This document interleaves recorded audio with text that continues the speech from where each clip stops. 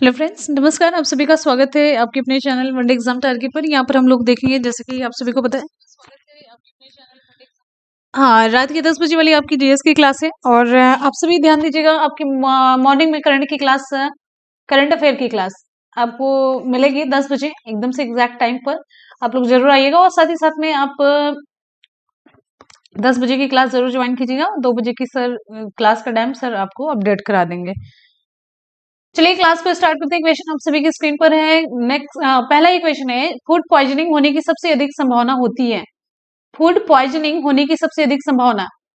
हाँ, और साथ ही साथ में आप लोग टेलीग्राम से जुड़िए, लिंक हम आपको नीचे डिस्क्रिप्शन बॉक्स में प्रोवाइड करा देंगे। और साथ ही साथ में आप लोग अगर मुझसे जुड़ना चाहते हैं तो मुनमुन ब्लॉग्स आपका है, तो उस पे बस आप लोग मुझे देख सकते हैं। फूड पॉइजनिंग होने की सबसे अधिक संभावना होती है। विकल्प आपका कौन सा सही होगा? सूक्ष्म जीवों द्वारा खराब किए गए भोजन को खाने से, या विकल्प आपका कौन सा सही होगा? प्लेलिस्ट बना देंगे, बिल्कुल प्लेलिस्ट बना देंगे। आगे बढ़िए अगले क्वेश्चन की तरफ। नेक्स्ट, ओके,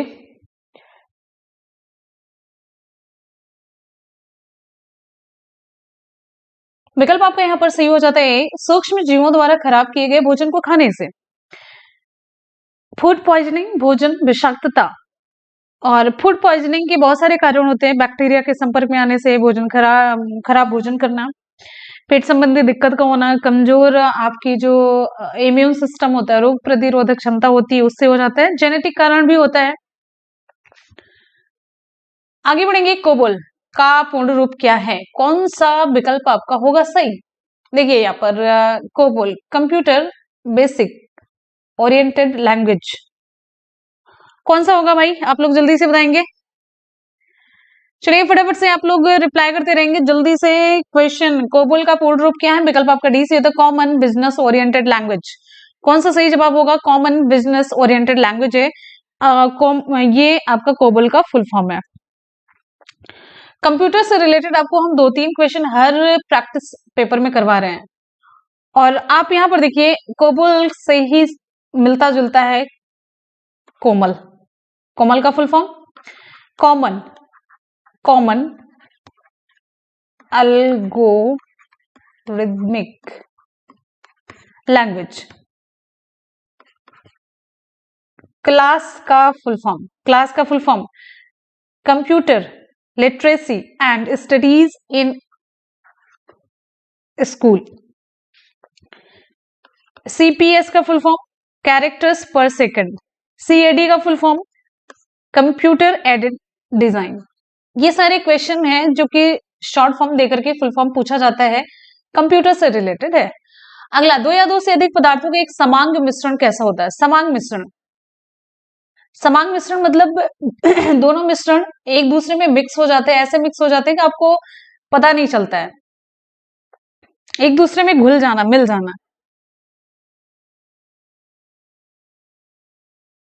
दो या दो से अधिक पदार्थों के एक समांग मिश्रण होता है, ओके, उसे क्या कहेंगे? विकल्प आपका सी से होता है, बिलियन कहते हैं।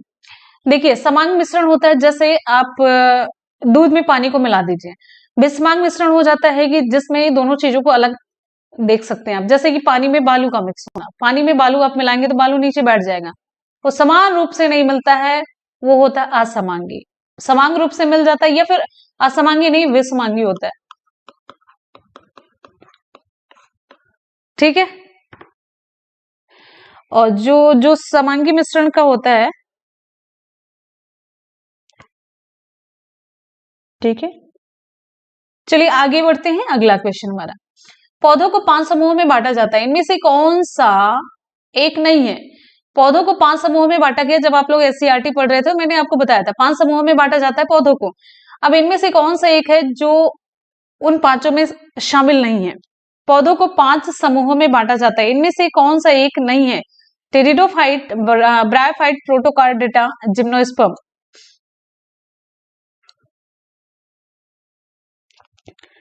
आगे बढ़ चलते हैं अगले क्वेश्चन की तरफ। हम लोग हैं कि नहीं है? पौधों को 5 समूहों में बांटा जाता है, तो यहाँ पर हमारा विकल्प सी से हो जाता है, प्रोटोकार्डेटा।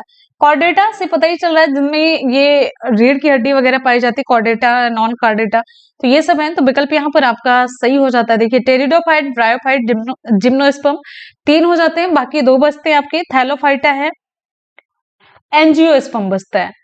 थैलोफाइटा, थैलोफाइटा जो होता है इनका शरीर तना और पत्तियों में, जड़ों में विभाजित नहीं होता है, एक थैलस के रूप में होते हैं। रिक्शिया ये होता है, एक तो रिक्सिया, मार्केंशिया, ठीक है, और ये ब्रायोफाइट के एग्जाम्पल में आते हैं। और साथ ही साथ में आप यहाँ देखेंगे, क्या बता दिया, ये थैलोफाइटा में आते हैं जो अभी मैंने बताया, एग्जाम्पल ब्रायोफाइटा का दिया, ठीक है। चलिए ये एग्जाम्पल पे मत जाइए, ब्रायोफाइटा में ये देखिए, ब्रायोफाइटा, ब्रायोफाइटा को क्या कहा जाता है जानते हैं? ब्रायोफाइटा को कहा जाता है उभयचर। इस वर्ग के पौधा मतलब वर्ग का उभयचर कहते हैं। जैसे उभयचर में आता है जो कि जल और स्थल दोनों पे रह सकता है, तो उभयचर हम पूछते हैं ना, उभयचर जीव कौन सा है? स्थल और जल में रहने वाला आपका एग्जाम्पल मेंढक आता है ना, लेकिन अगर हम पौधे की बात करते हैं तो उभयचर में आपका ब्रायोफाइटा आता है, ठीक है। अब यहाँ पर हम देखते हैं टेरिडोफाइटा, तो ये टेरिडोफाइटा में इनका जो शरीर होता है जड़, तना और पत्तियों में विभाजित होता है। जिम्नोस्पर्म का एग्जाम्पल पूछा जाता है, सॉरी जिम्नोस्पर्म, जिम्नोस्पर्म का एग्जाम्पल है इधर आपका फर है, कोनिफर्स है, पाइनस है, साइकस है, स्प्रूस है, ये सब है। एंजियोस्पर्म्स में आ जाता है ये सनफ्लावर है, सब्जियां हैं, लकड़ी वाले पौधे, ये सारे आ जाते हैं। आगे बढ़ेंगे अगले क्वेश्चन की तरफ। नेक्स्ट है, यदि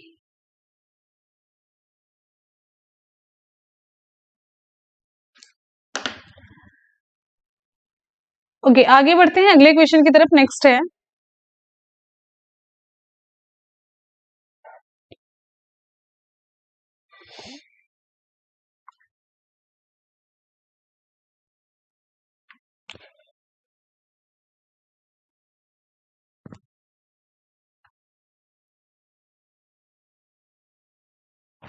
यदि बिल गेट्स की बात मानी जाती तो विंडोज ऑपरेटिंग सिस्टम को किस नाम से जारी करने की योजना थी?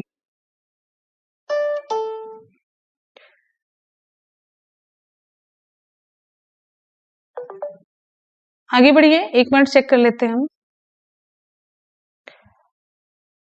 एक मिनट। यदि बिल गेट्स की बात मानी जाती तो विंडोज ऑपरेटिंग सिस्टम को किस नाम से जारी करने की योजना थी? क्या हुआ? सही चल रहा है।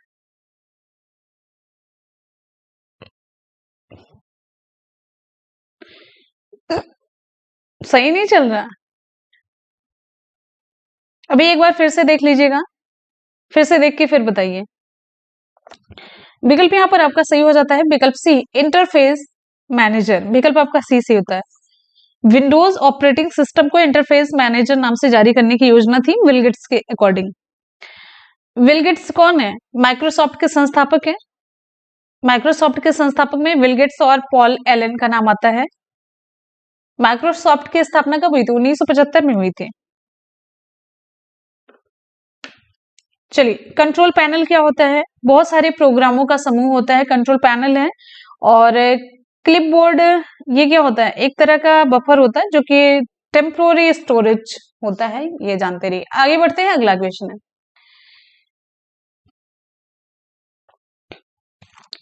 मिनीमाटा कन्वेंशन को किस भारी धातु के उत्सर्जन पर ध्यान दिलाने के लिए 2013 में जापान में आयोजित किया गया था? पारा है, जस्ता है, निकेल है, कोबाल्ट है? एक मिनट मैं चेक कर लूं, एक मिनट बस, जस्ट मैं चेक कर लूं पहले। हम्म,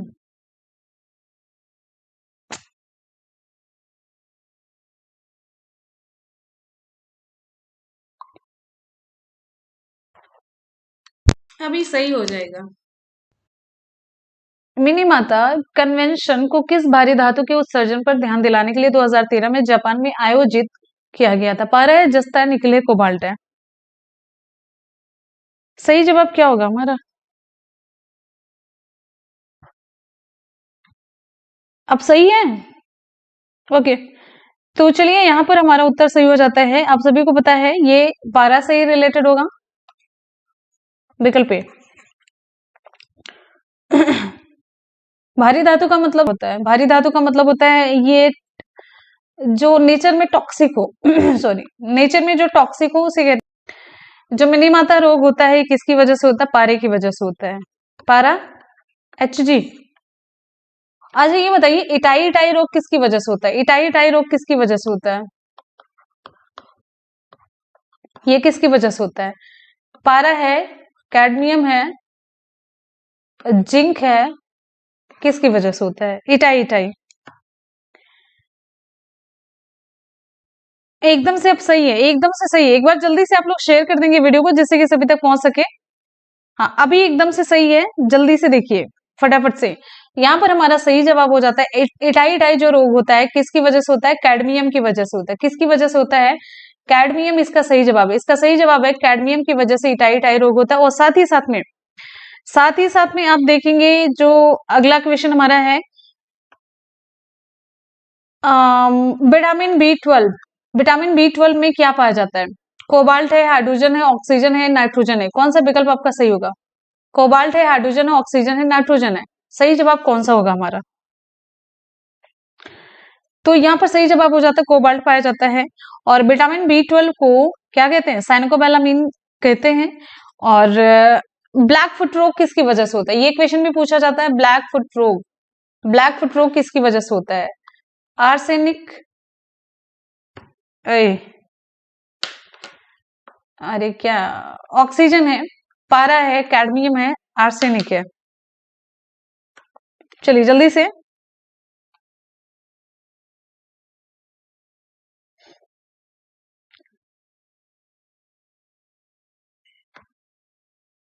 सही जवाब हो जाता है आर्सेनिक।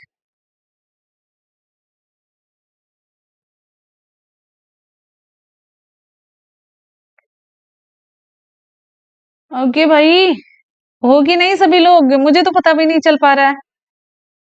आगे बढ़े। सुन नहीं पाए, आवाज सही नहीं है क्या? आवाज नहीं आ रही है? सुन नहीं पाए, आवाज सही नहीं है क्या? सही तो है। चलिए आगे बढ़ते हैं अगले क्वेश्चन की तरफ। नेक्स्ट है, पेनिसिलिन की खोज किसने की थी? पेनिसिलिन की खोज किसने की थी? पेनिसिलिन की खोज किसने की थी? Louis Pasteur, Charles Darwin, Alexander Fleming, Gregor John Mendel.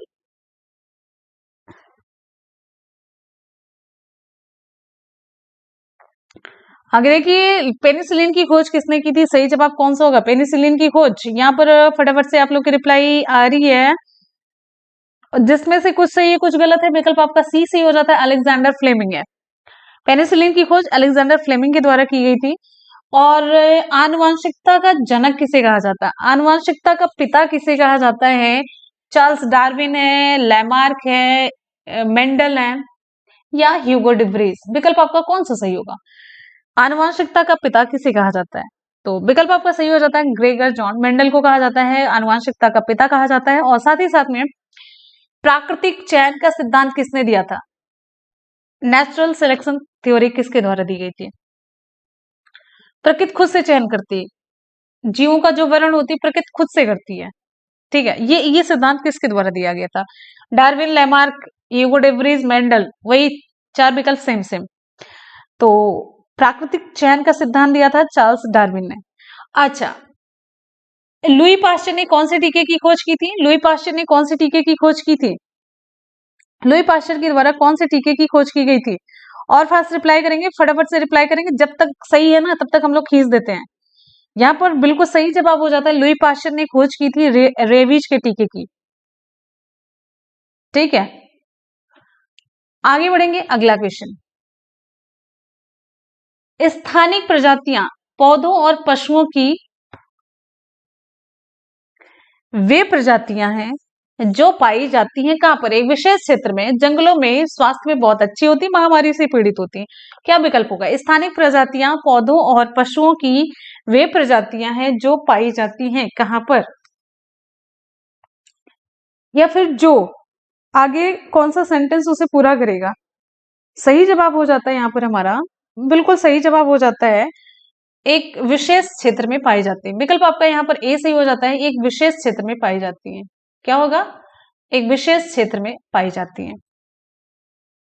स्थानिक प्रजातियां प्राकृतिक बाधाओं की उपस्थिति के कारण उत्पन्न होती हैं और एक पर्टिकुलर क्षेत्र में वो पाई जाती हैं। ठीक है। आपको बताना है प्राकृतिक स्थिति को संरक्षित रखने के लिए एक वैश्विक प्राधिकरण है, उसका नाम क्या है? प्राकृतिक स्थिति को बचा करके रखने के लिए एक वैश्विक संस्था बनाई गई, उसका नाम क्या है? यूनेस्को है, IUCN है, WHO है, WTO। कौन सा विकल्प आपका सही होगा? ओके, फटाफट से चलेंगे हम अगले क्वेश्चन की तरफ। आप लोग फटाफट से रिप्लाई करते रहे, एकदम से इनएक्टिव फॉर्म में नहीं। आप सभी से रिक्वेस्ट करेंगे जब भी नेटवर्क सही हो तो आप लोग की रिप्लाई बहुत फास्ट आनी चाहिए। इसका सही जवाब हो जाता है IUCN। IUCN का फुल फॉर्म क्या होगा? IUCN का फुल फॉर्म क्या होगा? जल्द आएगा, जल्द आएगा।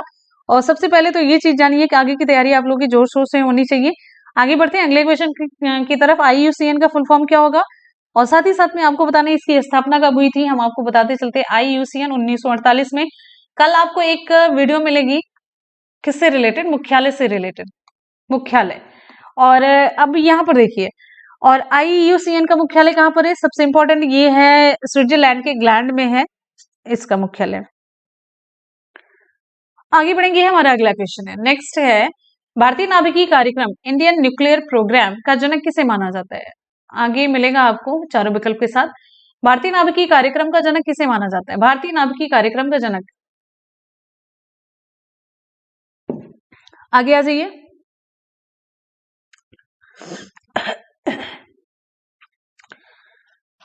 चलिए, यहां पर हमारा सही जवाब हो जाता है डॉक्टर होमी जहांगीर भाभा को कहा जाता है। अच्छा, आप जानते हैं भारत में जितने भी परमाणु ऊर्जा संयंत्र है, बार्क और ICCAR द्वारा नियंत्रित किए जाते हैं। चलिए, हम यहाँ पर देखिए, ज्यादा कुछ यहाँ से नहीं पूछा जाता, बस ये पूछा जाता है परमाणु ऊर्जा संयंत्र जो है कहाँ पर स्थित है। जितने भी परमाणु ऊर्जा संयंत्र है वो कहाँ पर स्थित है, ये क्वेश्चन पूछा जाता है। कहाँ पर? वो भी मेनली स्टेट से रिलेटेड क्वेश्चन होता है। तो सबसे पहले तो आपका आ जाता है तारापुर परमाणु ऊर्जा स्टेशन। तारापुर, तारापुर कहाँ पर है? विकल्प आपको देते चलते हैं। सॉरी, तारापुर महाराष्ट्र, राजस्थान, उत्तर प्रदेश, कर्नाटक। सही जवाब। आगे बढ़िए, नेक्स्ट है अगला अगला अगला हमारा क्वेश्चन, फटाफट से। ओके, तारापुर कहां पर है? तारापुर, इसका सही जवाब हो जाता है महाराष्ट्र। आगे बढ़ते हैं, हम देखते हैं नरौरा परमाणु ऊर्जा संयंत्र कहां पर है। विकल्प आप सभी के सामने। अगला मैंने पूछा नरौरा, नरौरा परमाणु ऊर्जा संयंत्र कहां पर है? नरौरा कहां पर है? शाबाश, बहुत बढ़िया। नरौरा कहां पर है? नरौरा की रिप्लाई बिल्कुल गलत नहीं होनी चाहिए, बता देंगे। अगर आप लोग गलत करेंगे ना तो मेरा मतलब अच्छा नहीं लगेगा। तो सही जवाब हो जाता है नरौरा का, नरौरा। भाई अपना यूपी कैसे पीछे हो सकते हो आप? नरौरा परमाणु ऊर्जा संयंत्र ये है उत्तर प्रदेश में। आप बात करेंगे कैगा कहां पर है? कैगा कहां पर है? कैगा, कैगा कहां पर है? और फास्ट रिप्लाई, और फास्ट, और फास्ट, और फास्ट। कैगा कहां पर है? कैगा परमाणु ऊर्जा संयंत्र, कैगा है कर्नाटक में। चलिए, अब यहाँ पर बात करेंगे रावत भाटा कहां पर है? रावत भाटा, रावत भाटा कहां पर है? रावत भाटा परमाणु ऊर्जा संयंत्र कहां पर है? रावत भाटा परमाणु ऊर्जा संयंत्र कहां पर है? रावत भाटा परमाणु ऊर्जा संयंत्र कहां पर है? चलिए जल्दी से आगे बढ़ते हैं। रावत भाटा परमाणु ऊर्जा संयंत्र ये है उत्तर आपका सही हो जाता है, रावत भाटा का राजस्थान में, करेक्ट। चलिए भाई, अब आगे बढ़ते हैं, देखते हैं काकरापारा कहां पर है। काकरापारा की बात करते हैं। काकरापारा कहां पर है? काकरापारा परमाणु ऊर्जा संयंत्र ये कहां पर है? काकरापारा ये गुजरात में है। और साथ ही साथ में आपको दो और नाम बताते हैं, कुडानुकुलम, कुडानुकुलम परमाणु ऊर्जा संयंत्र, और साथ ही साथ में कल्पक्कम। ये दोनों कहां पर है? आप लोग नीचे कमेंट करके बताएंगे कमेंट सेक्शन में। आगे हम बढ़ते हैं अगले क्वेश्चन पर। कौन सा सरकारी संगठन भारतीय प्रतिभूति बाजार में सक्रिय सभी निवेशकों का प्रमुख नियामक है? और आप जब भी देखते होंगे एक हमारा क्वेश्चन इकोनॉमिक्स से रिलेटेड भी होता है, इकोनॉमिक्स से रिलेटेड भी एक क्वेश्चन होता है। और ये इतना इंपॉर्टेंट हो जाता है कि इकोनॉमिक्स आप जोड़ते जाएंगे ना, सारी चीजें आपकी इंपॉर्टेंट वाला क्वेश्चन तैयार हो जाता है। तो यहाँ पर सही जवाब हो जाता है विकल्प आपका सी, सेबी है। सेबी का नाम आप लोगों ने सुना होगा। आपसे संबंधित ये बैंक नहीं है। सेबी जो है, सेबी का full form securities exchange board of India है। Securities exchange board of India, ठीक है। सेबी का मुख्यालय कहां पर है? सेबी का मुख्यालय कहां पर है? सेबी का मुख्यालय सेबी का मुख्यालय हो जाता है आपका मुंबई में। सेबी की स्थापना की अगर बात करते हैं तो 12 अप्रैल 1988 को की गई थी और इसे 1992 में संवैधानिक दर्जा भी दिया गया।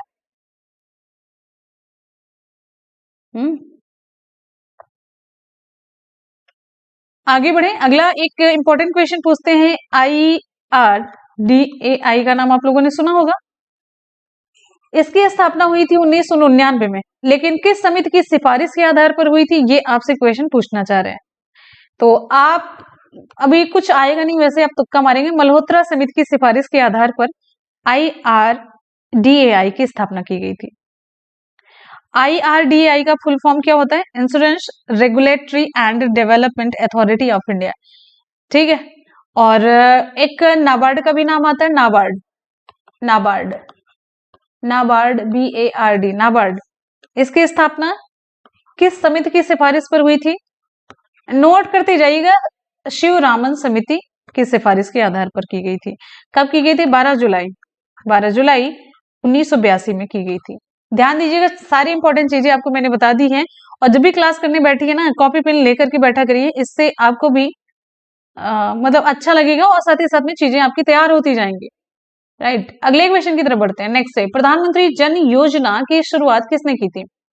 प्रधानमंत्री जन धन योजना की शुरुआत किसने की थी? जन को बोल दिया, धन को छुपा लिया। प्रधानमंत्री जन धन योजना की शुरुआत किसने की थी? आप लोग ना ग्लूकॉन डी पी के आया करिए। ग्लूकॉन डी जानते हैं? संधि विच्छेद ना करिएगा। ग्लूकॉन डी होता है। ग्लूकॉन डी ना अवेलेबल हो, पानी में नमक और चीनी मिला के पी के तब आया करिए, बड़ी एनर्जी आती है। जैसे क्वेश्चन एक देखते हैं ना, आगे की भी रिप्लाई करना आप शुरू कर देंगे।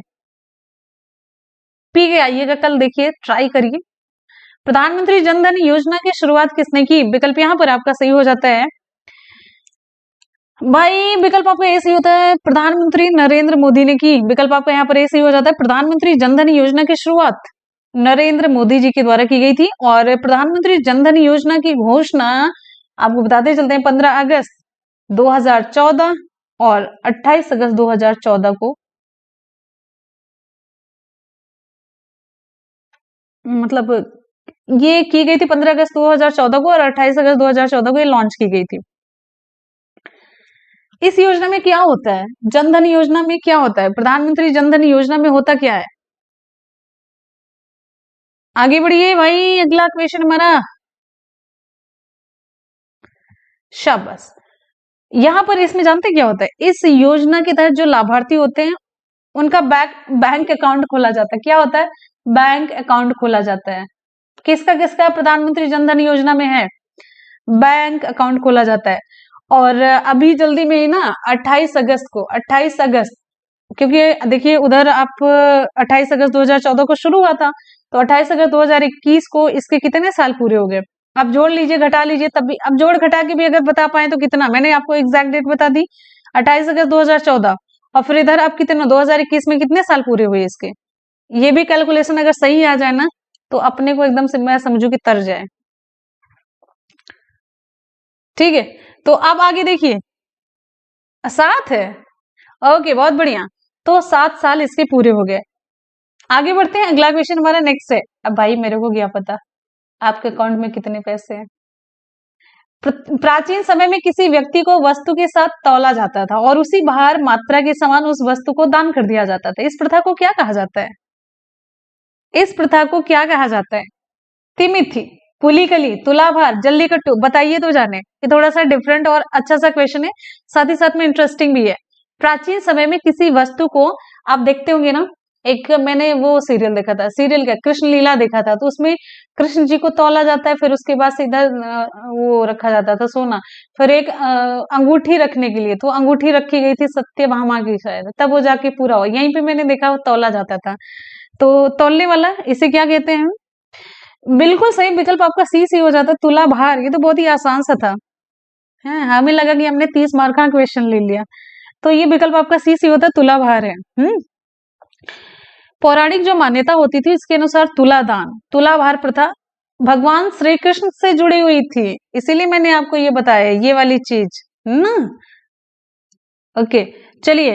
ये दान विधि लोक कल्याण के उद्देश्य से धार्मिक शासकों द्वारा अपनाई जाती थी, तो फिर उतना ही अपने बराबर वो दान कर देते थे। बड़े जब खुश होते थे, कहते अपने बराबर सोना दान कर दिया, मतलब बहुत अच्छा अच्छा हो मेरे साथ ना।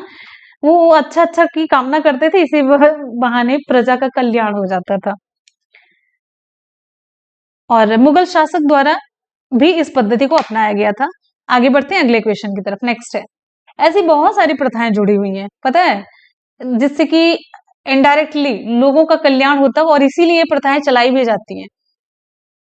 और उन्हें कुछ नहीं मिलता, उन्हें बस एक मानसिक शांति मिलती है। जो दान करता है उसे एक मानसिक शांति मिलती है, बाकी लोगों का कल्याण होता है, बस यही चीजें होती हैं। और अगले क्वेश्चन की तरफ बढ़ते हैं। अगला क्वेश्चन हमारा, निम्नलिखित में से कौन सी बात मार्च 1931 में हस्ताक्षरित गांधी अरविंद समझौते में उल्लिखित थी? आगे बढ़िए। भाई विकल्प यहाँ पर हमारा सही हो जाता है। 1931 में गांधी इरविन समझौते में उल्लिखित थी, कौन सी? विकल्प आपका कौन सा सही होगा? फटाफट से आप देखेंगे।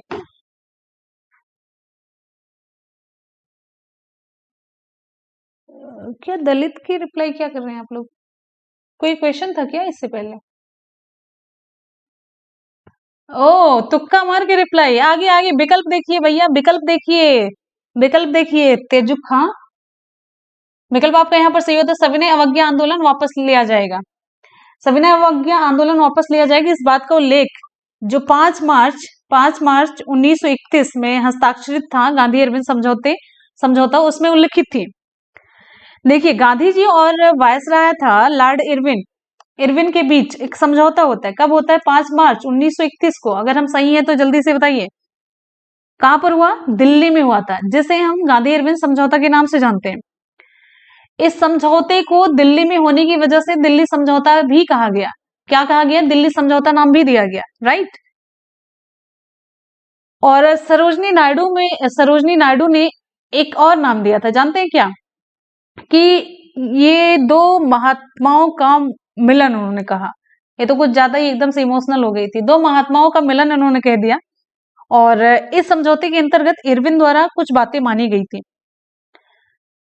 भारतीय समुद्र किनारे नमक बना सकते हैं, भारतीय लोग शराब और विदेशी वस्त्रों की दुकान पर कानून की सीमा के भीतर धरना दे सकते हैं, सरकारी नौकरी से त्यागपत्र देने वालों को सरकार वापस लेने में उदारता दिखाएगी। और कुछ ऐसी ऐसी चीजें मानी गई थी और बाकी नहीं मानी गई थी, बस ऐसे ही दोनों तरफ से था। आगे बढ़ते हैं। अगला क्वेश्चन है, बिहार और नेपाल के मिथिला क्षेत्र में किस भारतीय कला रूप का प्रचलन है? आप ध्यान देते होंगे तो एक क्वेश्चन हमेशा, आप जब भी देखते हैं, एक या दो क्वेश्चन भारतीय कला और संस्कृति से होता है, जो कि मतलब अलग से अगर आपको पढ़ने की जरूरत है नहीं। जितना आप प्रैक्टिस पेपर देख रहे हैं ना, वो अगर सारी चीज सच में ध्यान से करेंगे, सारे चीज आपका टॉपिक सारा क्लियर होता जाएगा, सिलेबस। जग जाहिर है मधुबनी पेंटिंग, आप लोग तो इसे आंख मूंद करके इसको लगा सकते हैं, वो अलग चीजें लग गड़बड़ रहा है। मधुबनी पेंटिंग विकल्प आपका यहाँ पर सी सी होता है। ये जो चित्रकला है मिली शुभ अवसर पर की जाती है, जन्म हुआ, विवाह हुआ और त्योहार जैसे शुभ अवसर पर निर्मित की जाती है। जानते हैं इसमें क्या होता है? इन्हें गाय के गोबर और मिट्टी के लेप से निर्मित करा जाता है। आधार मतलब वो जो जमीन होती है, फिर उसके बाद चावल की लेई और वनस्पतियों के रंगों से इसे बनाया जाता है। ठीक है, चलिए आगे बढ़ेंगे। अगला, इस चित्रकला को जीआई टैग भी दिया गया, जीआई टैग भी दिया गया। ये बड़े इंपॉर्टेंट है, आसान सी भी है लेकिन पूछी बहुत जाती है। आगे बढ़ेंगे अगले क्वेश्चन पर। नेक्स्ट है,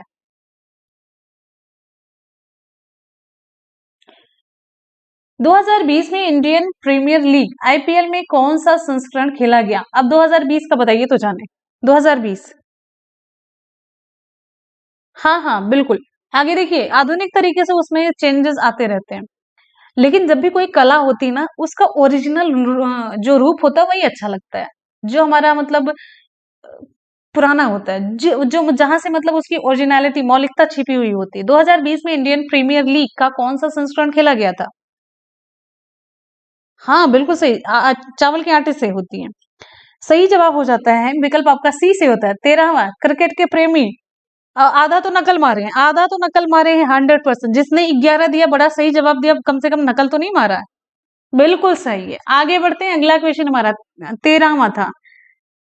नेक्स्ट क्वेश्चन, अगला, ध्यान से देखेंगे और रिप्लाई करेंगे। आ रहा आप लोगों की चाल से चल रहा है धीरे धीरे। सतीश धवन अंतरिक्ष केंद्र श्रीहरिकोटा किस राज्य में स्थित है? सतीश धवन अंतरिक्ष केंद्र श्रीहरिकोटा किस राज्य में स्थित है? कर्नाटक, तमिलनाडु, केरल या फिर आंध्र प्रदेश? सही जवाब कौन सा होगा? आगे बढ़िए। आगे अगला हमारा क्वेश्चन कौन सा सही होगा? फटाफट से, बहुत बढ़िया बहुत बढ़िया।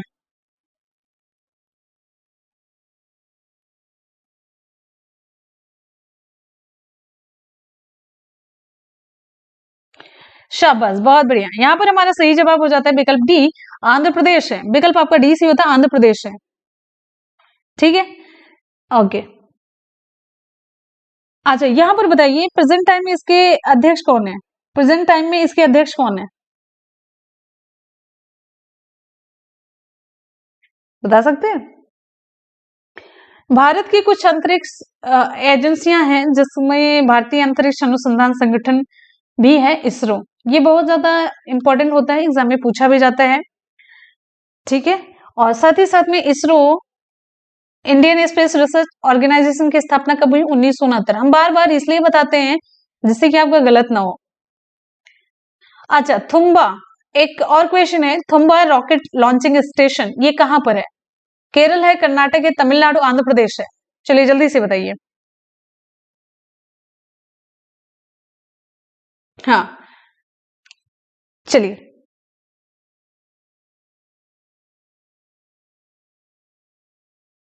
ओह, सोमनाथ है, बाकी ये पुराने हो चुके हैं। ये तुम्बा जो हमने पूछा, तुम्बा रॉकेट लॉन्चिंग स्टेशन, ये केरल में, केरल के तिरुवनंतपुरम में है। इसरो का मुख्यालय बेंगलुरु में है। आगे बढ़ते हैं, एक और क्वेश्चन आपसे पूछ के चलते हैं आगे। राष्ट्रीय दूर संवेदी संस्थान, राष्ट्रीय दूर संवेदी संस्थान, विकल्प आपको देते चलते हैं। हैदराबाद है, अहमदाबाद है, महेंद्रगिरी है, श्रीहरिकोटा है? कौन सा सही जवाब होगा? आगे बढ़िए। निम्नलिखित में से कौन सा राष्ट्रीय उद्यान भारत में नहीं है? निम्नलिखित में से कौन सा राष्ट्रीय उद्यान भारत में नहीं है? अंशी राष्ट्रीय उद्यान, शंदूर, दाचीगाम, बालपक्रम राष्ट्रीय उद्यान? कौन सा सही होगा? आगे बढ़िए, आगे चलते हैं, अगले क्वेश्चन की तरफ बढ़ते हैं। अगला क्वेश्चन, हमारा अगला क्वेश्चन ध्यान से देखेंगे। बिल्कुल भाई, यहाँ पर हमारा सही जवाब हो जाता है, बिल्कुल सही है। यहाँ पर सही जवाब हो जाता है विकल्प बी, शंदूर राष्ट्रीय उद्यान। विकल्प आपका बी सी होता है। तुक्का ही मारे, बहुत लोग तुक्का मारे, बहुत सही। यहाँ पर सही जवाब हो जाता है शंदूर राष्ट्रीय उद्यान। ये कहां पर है? शंदूर राष्ट्रीय उद्यान कहां पर है? चीन है, बांग्लादेश है, पाकिस्तान है, अफगानिस्तान है? कहां पे होगा? जब अपने देश में नहीं तो किसी देश में तो होगा ही। तो कौन सा देश आप पसंद करेंगे? चीन पसंद करेंगे, बांग्लादेश, पाकिस्तान, अफगानिस्तान?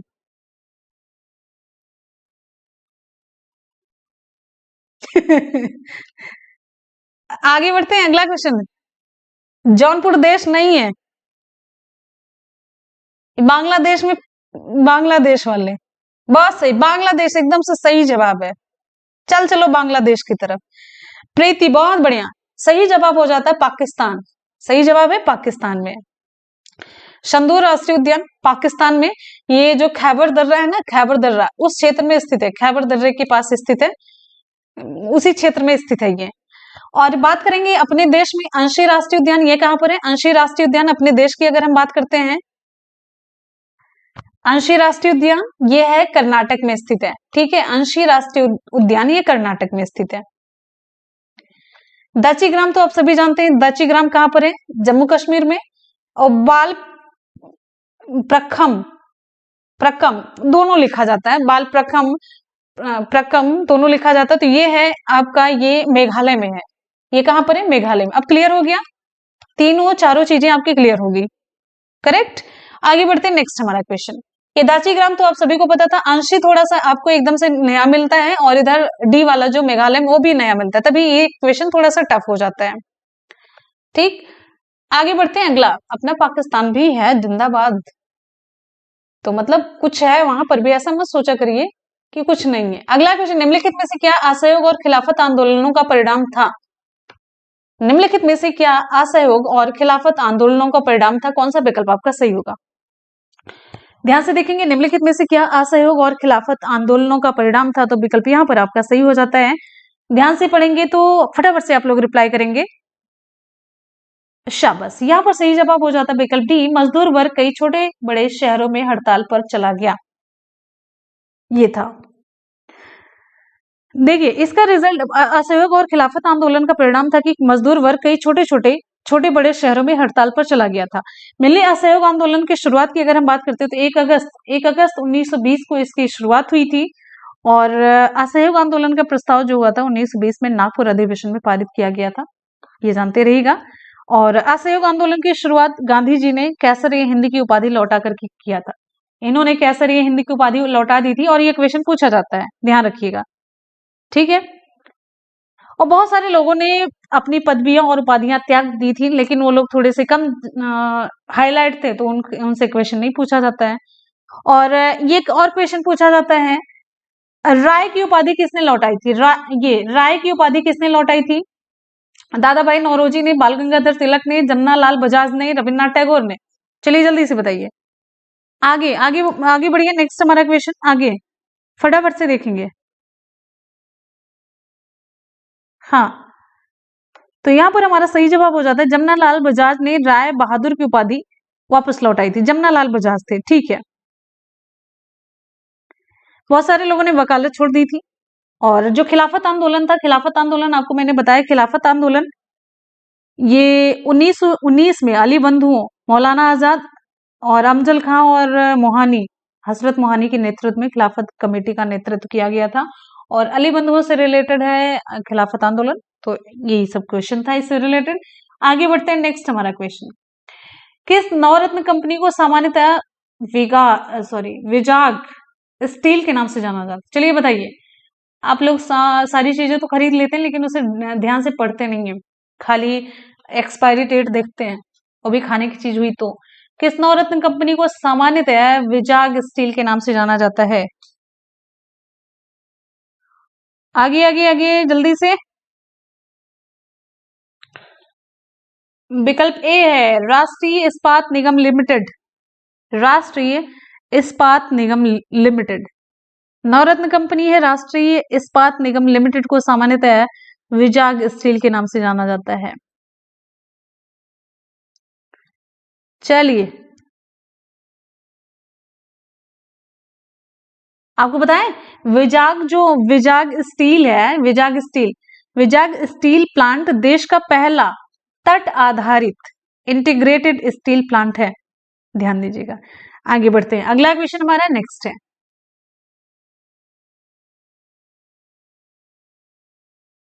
भारत और पाकिस्तान के बीच 1960 में हुई सिंधु जल संधि पर किस शहर में हस्ताक्षर किए गए?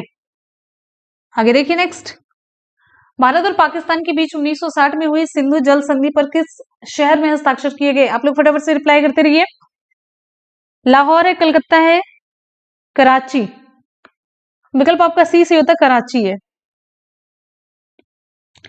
विकल्प आपका सी से होता है, कराची। हमको पता है, सारे दिन तुक्का ही मारते हैं आप लोग। ओके, यहां पर सही जवाब हो जाता है कराची में हस्ताक्षर हुआ था। पहली बात तो ये जानिए, भारत और पाकिस्तान के बीच सिंधु जल समझौता हुआ कब था? 1960 में। एग्जैक्ट अगर डेट की बात करते हैं तो 19 सितंबर 1960 को था। और इस संधि पर भारत के उस समय के जो प्रधानमंत्री थे, यानी कि तत्कालीन प्रधानमंत्री जवाहरलाल नेहरू और पाकिस्तान के तत्कालीन राष्ट्रपति अयूब खान ने हस्ताक्षर किए थे। अयूब खान और प्रधानमंत्री जवाहरलाल नेहरू ने हस्ताक्षर किए थे, बिल्कुल सही है।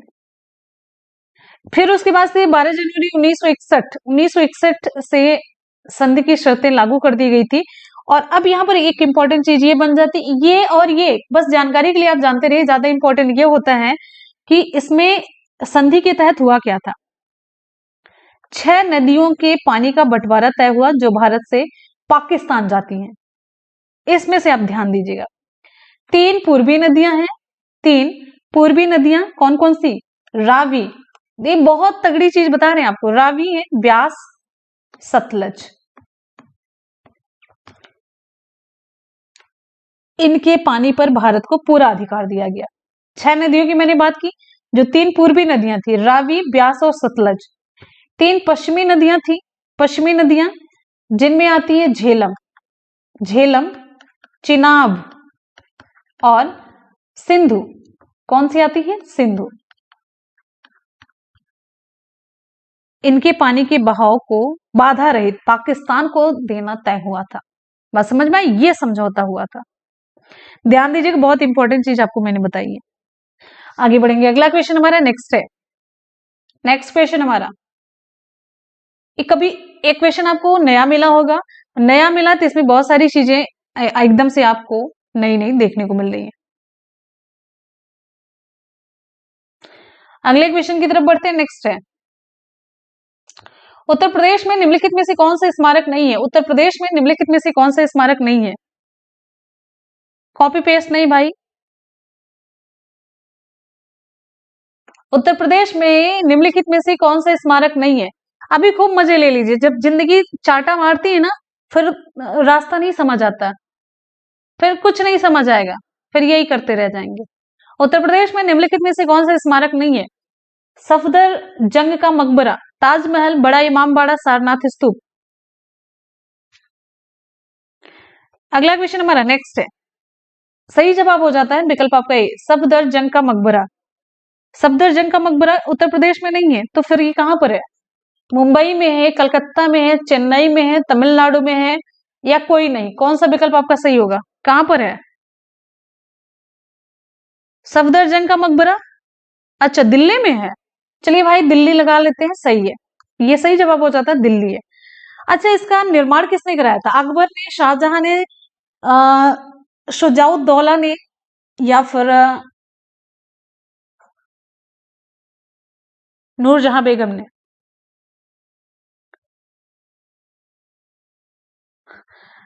आगे आगे आगे आगे देखिए, नेक्स्ट क्वेश्चन हमारा, किसने करवाया था इसका? इसके जो निर्माण करता थे सफदर जंग का मकबरा, किसने बनवाया था? शुजाउद्दौला ने बनवाया था। किसने? शुजाउद्दौला ने बनवाया था, ठीक है। अच्छा, ताजमहल, ताजमहल कहां पर है? अपने यूपी में है। और इसका निर्माण किसने करवाया था? ताजमहल का निर्माण किसने करवाया था? किसी को पता हो तो बताइए, जाने फिर तो जान जाएंगे कि ताजमहल कि आप लोग की पढ़ाई अच्छी खासी चल रही है। ताजमहल का निर्माण किसने करवाया था और किस लिए करवाया था, वो भी बता दीजिएगा। और ताजमहल अपने यूपी में है। बड़ा इमामबाड़ा की बात करते हो तो बड़ा इमामबाड़ा आपका इधर है, कहाँ पे है? अरे भाई, मेरे बहुत पास में बड़ा इमामबाड़ा, छोटा इमामबाड़ा, और बहुत सारे बच्चे हमारे वहां पे रह रहे हैं। ये है लखनऊ में, उत्तर प्रदेश की राजधानी है लखनऊ। लखनऊ में है बड़ा इमामबाड़ा, छोटा इमामबाड़ा।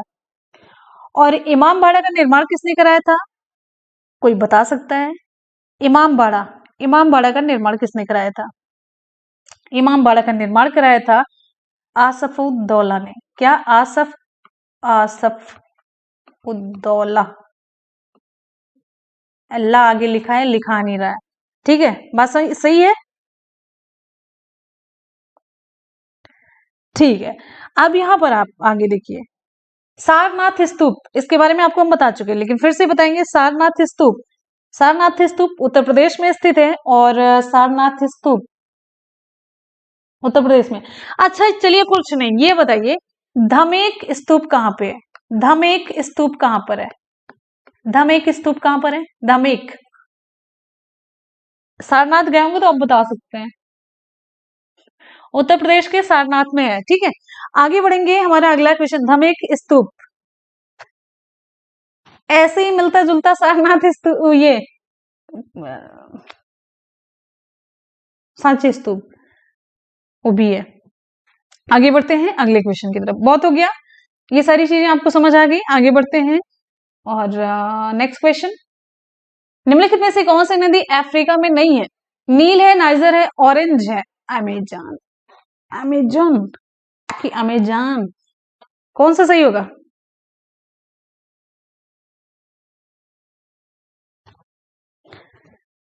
अगला क्वेश्चन है, आप लोग किसी की याद में ना कुछ भी बनवा डालिए, कोई महत्व नहीं है जब तक किसी लायक ना बन जाइए। वो महल भी ले लेगी और आपको छोड़ के भी चली जाएगी, तो ज्यादा चक्कर में ना पड़िए, पढ़ाई करिए, नौकरी लीजिए। घर गृहस्थी चलाइए किसी तरीके से। अगला क्वेश्चन हमारा देखिए ध्यान से, कौन सी नदी? यहाँ पर सही जवाब हो जाता है विकल्प डी, अमेजन है। सही जवाब हो जाता है अमेजन नदी है। अब यहाँ पर बात करेंगे फिर अमेजन है कहाँ पर? अमेजन नदी अफ्रीका में नहीं, ये तो कंफर्म हो गया। अब अफ्रीका में नील है, नाइजर है, ऑरेंज है। अमेजन नदी का उद्गम जो है, अमेजन नदी का उद्गम कहाँ पर है? ये पेरू में एंडीज पर्वत से है। पेरू में एंडीज पर्वत से इसका उद्गम होता है। और ये अमेजन नदी का जो मुहाना है अटलांटिक महासागर में है। और अमेजन से रिलेटेड एक इंपॉर्टेंट चीज बहुत ज्यादा पूछी जाती है, अपवाह क्षेत्र व जल आयतन। कौन कौन सी चीजें? अपवाह क्षेत्र, अपवाह क्षेत्र और जल आयतन। अपवाह क्षेत्र और जल आयतन की दृष्टि से विश्व की सबसे बड़ी व दूसरी सबसे लंबी नदी कौन सी है? तब आपका उत्तर अमेजन सही होगा। ध्यान दीजिएगा, अगर ऐसे ना पूछा जाए तो आपकी रिप्लाई अमेजन नहीं होगी, तो फिर कौन सी रिप्लाई होगी आपकी?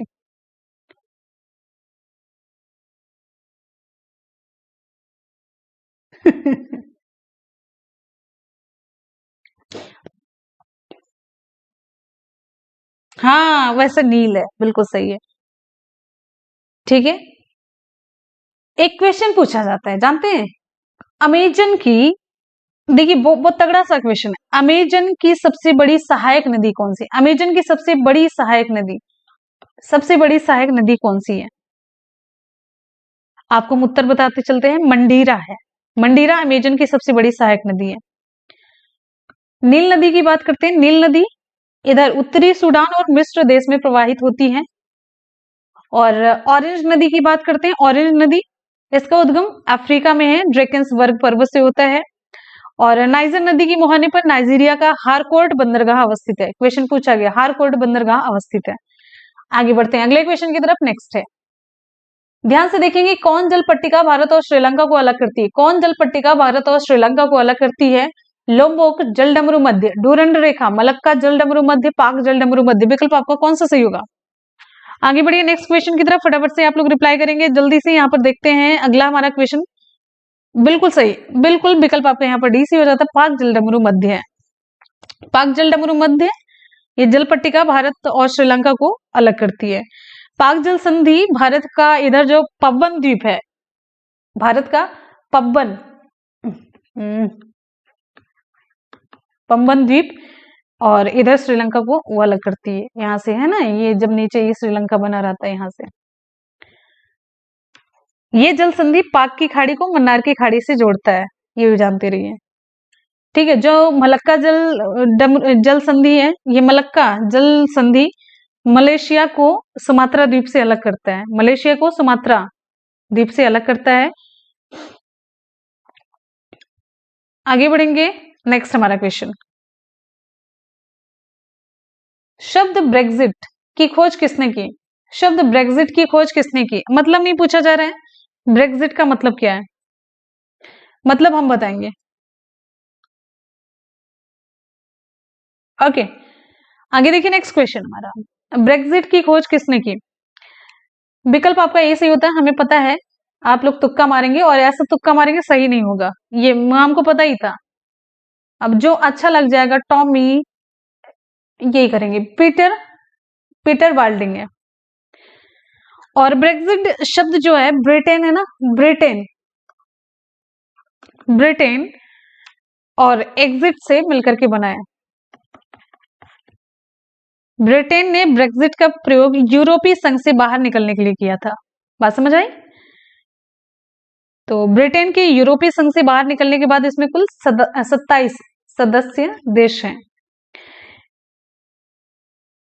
यूरोपीय संघ के जो 19 देश हैं, इनकी मुद्रा क्या है? यूरोपीय संघ की यूरो हो जाती है। यूरोपीय संघ का मुख्यालय कहां पर है? यूरोपीय संघ का मुख्यालय कहां पर है?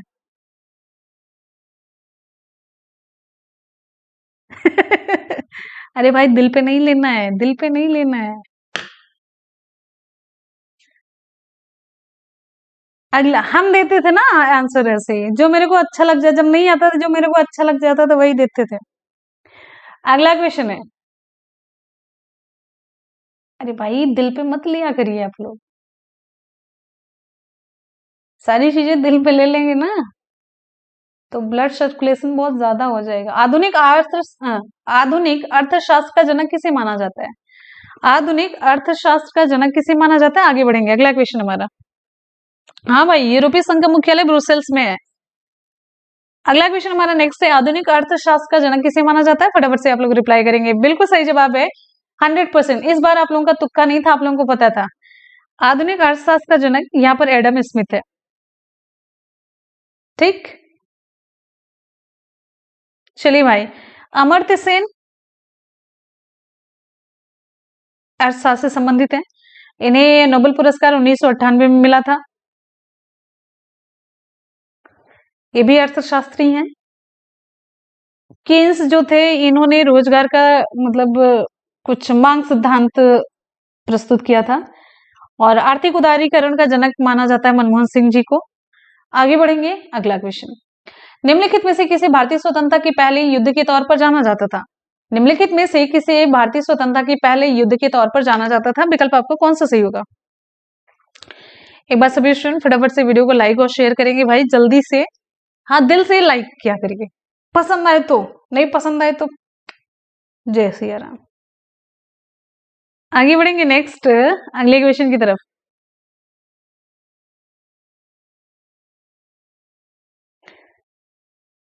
शाबाश, बिल्कुल सही। विकल्प यहां पर हमारा सही हो जाता है, विकल्प बी, जग जाहिर, विकल्प बी सही होता है। तो 1857 का विद्रोह भारतीय स्वतंत्रता के पहले युद्ध के तौर पर जाना जाता था। और ये सारे ना टॉपिक के अकॉर्डिंग ये चलता है, पूरा प्रैक्टिस पेपर है। 1857 की क्रांति का जो प्रारंभ हुआ था 10 मई को हुआ था। कहां से हुआ था? कहां से हुआ था?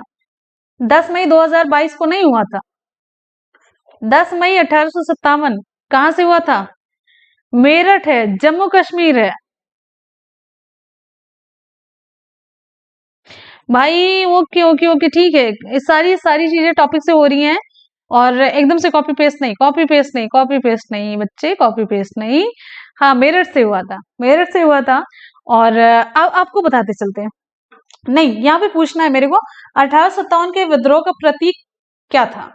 1857 के विद्रोह का प्रतीक कमल, रोटी, कलम, रोटी, कमल, गुलाब, रोटी, दूध, क्या था? आगे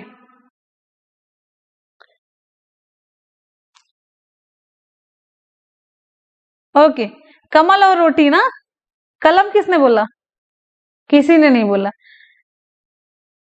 कमल एवं पानी की रोटी सही जवाब हो जाता है, कलम और रोटी। विकल्प आपके यहाँ पर बी सी हो जाता है। ठीक है, बी सी होता है। और जो एक एक यहाँ से जानते हैं इंपॉर्टेंट क्वेश्चन क्या पूछा जाता है, 1857 के जो नायक थे उन्होंने कौन कौन सा क्षेत्र संभाला था?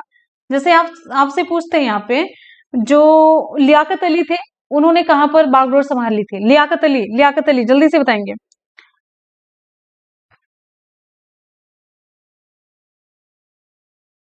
टॉपिक से ही सारी चीजें हो रही है, सिलेबस के अकॉर्डिंग ही पूरी क्लास हो रही है। एक दिन आप लोग आते हैं एकदम से तहलका मचा देते हैं, कॉपी पेस्ट नहीं, सारी चीजें सिलेबस टॉपिक के अकॉर्डिंग ही हो रही है। पहले आप एक बार क्लास को ज्वाइन करिए। तो लियाकत अली इलाहाबाद से हैं। बेगम हजरत महल, फटाफट से रिप्लाई करें। बेगम हजरत महल, बेगम हजरत महल, बेगम हजरत महल, हजरत महल कहां से? बेगम हजरत महल, बेगम हजरत महल सही जवाब हो जाता है लखनऊ, बिल्कुल। अब यहाँ पर नाना साहब, नाना साहब कहां से? नाना साहब कहां से? कुंवर सिंह कहां से? नाना साहब, ओके, सही जवाब हो जाता है नाना साहब थे कानपुर से। नाना साहब कानपुर से थे। कुंवर सिंह कहां से थे? कुंवर सिंह आरा से थे। वक्त खां, वक्त खां कहां से थे? वक्त खां थे दिल्ली, दिल्ली की बागडोर इन्होंने संभाली थी। और कुंवर सिंह आरा से थे। नाना साहब कानपुर से मैंने बताया। बेगम हजरत महल लखनऊ से। लियाकत अली इलाहाबाद से। अब यहाँ पर जो आप लोगों ने नहीं सुना होगा वो देखिए, पीर अली कहां से? पीर अली कहां से? आप जल्दी से बताइए, पीर अली कहां से बागडोर संभाल रहे थे? पीर अली बिहार, पटना, पटना है, लखनऊ है, इधर आपका आ जाता है फैजाबाद आ जाता है, अवध। कौन सा सही होगा? आगे देखिए, मैंने जो पूछा पीर अली, पीर अली, पीर अली, पटना, अंजू बहुत बढ़िया। पीर अली यहाँ पे सही हो जाता है पटना। अब यहाँ पर एक और पूछेंगे, मनीराम दीवान, मनीराम दीवान क्या है नाम? मनीराम दीवान, मनीराम दीवान ये कहाँ से? ये भाई देखिए मेघालय, असम, नागालैंड, त्रिपुरा, कौन सा सही जवाब होगा? सभी क्वेश्चन बहुत इंपॉर्टेंट है। ये आप देखिए आगे, बिल्कुल सही, असम से, शाबाश। किस देश में दुनिया का सबसे लंबा लिखित संविधान है? बहुत ही आसान सा क्वेश्चन, गलत नहीं होना चाहिए, एक गलत नहीं होना चाहिए, बिल्कुल गलत नहीं होना चाहिए। आगे बढ़ते हैं। किस देश में दुनिया का सबसे लंबा लिखित संविधान है? किस देश में दुनिया का सबसे लंबा लिखित संविधान है? रूस है, चीन है, यूएसए है, भारत है, कौन सा सही जवाब होगा? बिल्कुल सही, हमारा सही जवाब हो जाता है अपना भारत महान, विकल्प आपका डी सी होता है। भारत में दुनिया का सबसे लंबा लिखित संविधान है और भारतीय संविधान का अधिकांश भाग किससे लिया गया? ये बड़ा इंपॉर्टेंट क्वेश्चन बनता है और यहाँ से अरे डिटेल में मेंस वगैरह में लिखने को क्वेश्चन भी आता है। भारतीय संविधान का अधिकांश भाग किससे लिया गया? खाली आप कुछ भी लिख देंगे हम जान जाएंगे। हम एकदम से विकल्प देख रहे हैं, आपका कमेंट देख रहे हैं। ब्रिटेन ब्रिटेन नहीं है, कुछ नहीं है ना, उधार नहीं। 1935, प्राची बहुत बढ़िया, शाबाश। 1935 जो है, 1935 से तो लिखना था। भारतीय संविधान का अधिकांश भाग भारत शासन अधिनियम 1935 से लिया गया है। और भारतीय मूल संविधान में कितनी अनुसूचियां हैं? कितनी अनुसूचियां थी मूल संविधान में? कितनी अनुसूचियां थी? 8, 12, 20, 22, सही जवाब क्या होगा? आगे बढ़िए, नेक्स्ट है। नेक्स्ट हमारा, हाँ हो सकता है क्वेश्चन आप लोगों के समझ में ना आया हो, अच्छा समझ जाते तो रिप्लाई कर देते ना।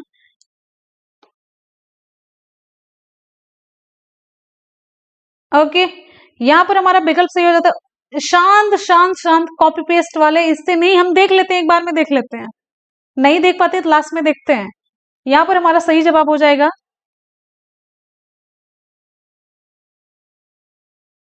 कर लो जितना कर पाओ करो कॉपी पेस्ट। सही जवाब हो जाता है विकल्प 8। जल्दी शुरू होगी, शांत रहिए। यहाँ पर सही जवाब हो जाता है हमारा, वर्तमान में कितनी अनुसूचियां हैं? पहले 8 थी, अभी वर्तमान में 12 हो गई हैं। अच्छा, यहाँ पर कुछ चीजें हम पूछेंगे, ज्यादा नहीं पूछेंगे। देखिए, जो मौलिक अधिकार है कहाँ से लिया गया? भारत में जो मौलिक अधिकार है किस देश के संविधान से लिया गया? मौलिक अधिकार किस देश के संविधान से लिया गया है? मौलिक अधिकार अमेरिका, बिल्कुल सही है। अच्छा, राज्य के नीति निर्देशक तत्व, नीति निर्देशक तत्व कहाँ से लिए गए? नीति निर्देशक तत्व कहाँ से लिए गए? नीति निर्देशक तत्व कहाँ से लिए गए? जल्दी से आप बताएंगे, नीति निर्देशक तत्व कहाँ से लिए गए हैं? विकल्प हम नहीं देंगे, अब इतने आसान से क्वेश्चन का विकल्प हम नहीं देंगे, जल्दी से बढ़ेंगे अगले क्वेश्चन की तरफ। नीति निर्देशक, okay okay okay okay okay, नीति निर्देशक आयरलैंड, सही है। अब यहाँ पर आइए, केंद्र राज्य संबंध, चलिए अब ये बताइए, केंद्र राज्य संबंध, केंद्र राज्य संबंध, देखिए ब्रिटिश संविधान है, कनाडा है, अमेरिका है, आयरलैंड है, जल्दी से बताइए। केंद्र राज्य संबंध ये किस संविधान से लिया गया है? किस देश के संविधान से लिया गया केंद्र राज्य संबंध? केंद्र राज्य संबंध संबंध जो है ये किस देश से लिया गया? सही जवाब हो जाता है यहाँ पर कनाडा है, सही जवाब कनाडा का संविधान है। अच्छा, जो मंत्रिमंडलीय सरकार हमारी बनती है वो किस संविधान से ली गई? अमेरिका, आयरिश, ब्रिटिश या फिर कनाडा? सुनाई नहीं दे रहा? ओके, आगे। मैंने अभी जो पूछा मंत्रिमंडलीय सरकार ये किस संविधान से ली गई है? ब्रिटिश संविधान से ली गई। आगे बढ़ते हैं, बहुत अच्छे क्वेश्चन थे। जो लास्ट का ये केंद्र राज्य संबंध था, कनाडा का संविधान, ये ध्यान दीजिएगा। मंत्रिमंडलीय सरकार जो हमारी बनती है वो ब्रिटिश संविधान से ली गई है। ओके, सुनाई नहीं दे रहा है? ठीक है, आगे बढ़ते हैं। मोबाइल का वॉल्यूम थोड़ा सा बढ़ाइए, हम तेज बोल रहे हैं और तेज बोलते हैं, आप लोग भी थोड़ा सा बढ़ा लीजिए। इंग्लिश चैनल तैर कर पार करने वाली पहली महिला कौन थी? ये सच में आवाज नहीं आ रही है, कोई और बताओ जल्दी से, हो सकता है इसका मोबाइल गड़बड़ हो। इंग्लिश चैनल तैरकर पार करने वाली महिला कौन थी? सुन तो रहे हैं। अच्छा, तब ठीक है। यहाँ पर सही जवाब हो जाता है विकल्प आपका डी, सही हो जाता है। एक अमेरिकी थे, एक अमेरिकी महिला थी। महिला पूछा जा रहा है ना। इंग्लिश चैनल तैरकर पार करने वाली पहली महिला एक अमेरिकी थी।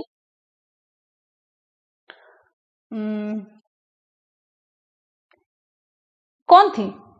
चलिए, कौन थी ये?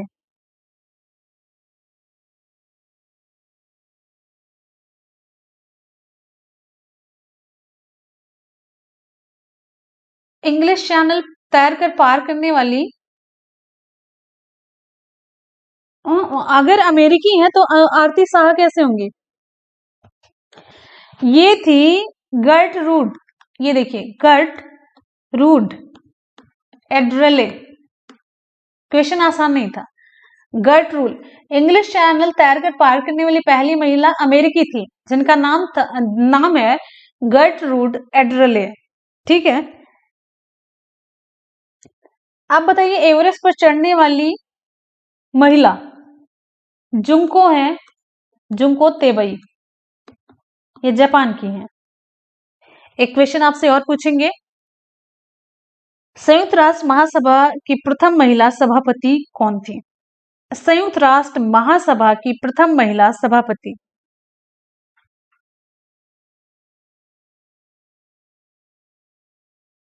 आगे बढ़िए, नेक्स्ट हमारा क्वेश्चन। संयुक्त राष्ट्र महासभा की प्रथम महिला सभापति विजया लक्ष्मी पंडित थी। एक और क्वेश्चन पूछते हैं, विश्व में किसी देश की प्रथम महिला राष्ट्रपति कौन थी? बता सकते हैं?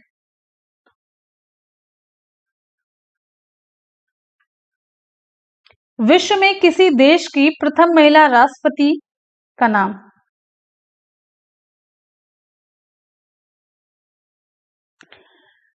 मैंने पूछा विश्व में किसी देश की, चलिए हम देश आपको बताते चलते हैं।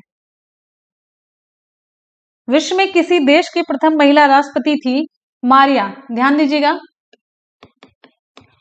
मारिया एस्टेला, और ये थी अर्जेंटीना। ठीक है। अच्छा, अगला क्वेश्चन है, विश्व में किसी देश की प्रथम महिला प्रधानमंत्री। मैंने राष्ट्रपति पूछा था, आप लोगों ने अभी इससे पहले जो रिप्लाई करी थी प्रधानमंत्री की रिप्लाई करी, अब इसीलिए हम अगला क्वेश्चन प्रधानमंत्री का ही पूछ रहे हैं। हमारे एकदम से होश गवाए हुए बच्चे, विश्व में किसी देश की प्रथम महिला प्रधानमंत्री एस भंडार नायके थी, जो कि श्रीलंका से थी।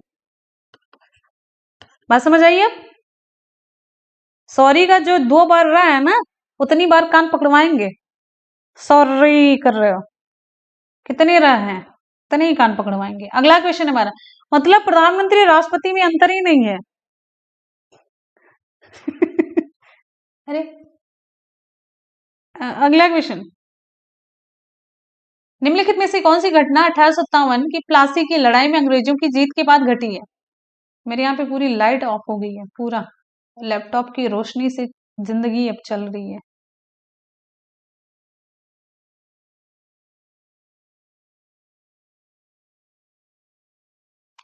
आगे, निम्नलिखित में से कौन सी घटना 1757 प्लासी की लड़ाई में अंग्रेजों की जीत के बाद घटी?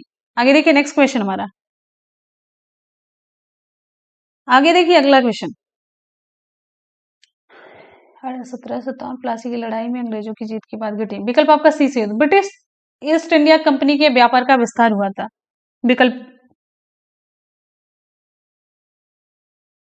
विकल्प सी हमारा सही है। ब्रिटिश ईस्ट इंडिया कंपनी के व्यापार का विस्तार 1757 में प्लासी की लड़ाई में अंग्रेजों की जीत के बाद हुआ था। और प्लासी का युद्ध हुआ कब था? प्लासी का युद्ध 23 जून 1757 को हुआ था। कब हुआ था? 1757 को हुआ था। अच्छा, अभी इसी लगे हाथ पूछ लेते, बक्सर का युद्ध। बक्सर का युद्ध कब हुआ था? बक्सर का युद्ध कब हुआ था? बक्सर का युद्ध कब हुआ था? 22 अक्टूबर 1764। 1764 सही है। बक्सर का युद्ध हुआ किसके बीच था? बंगाल के निष्कासित नवाब मीर कासिम, अवध के नवाब सुजाउद्दौला और मुगल सम्राट शाह आलम द्वितीय की संयुक्त सेना ये थी और अंग्रेजों के मध्य हुआ था। सभी ने घेर घेर के पकड़ा था। ठीक है,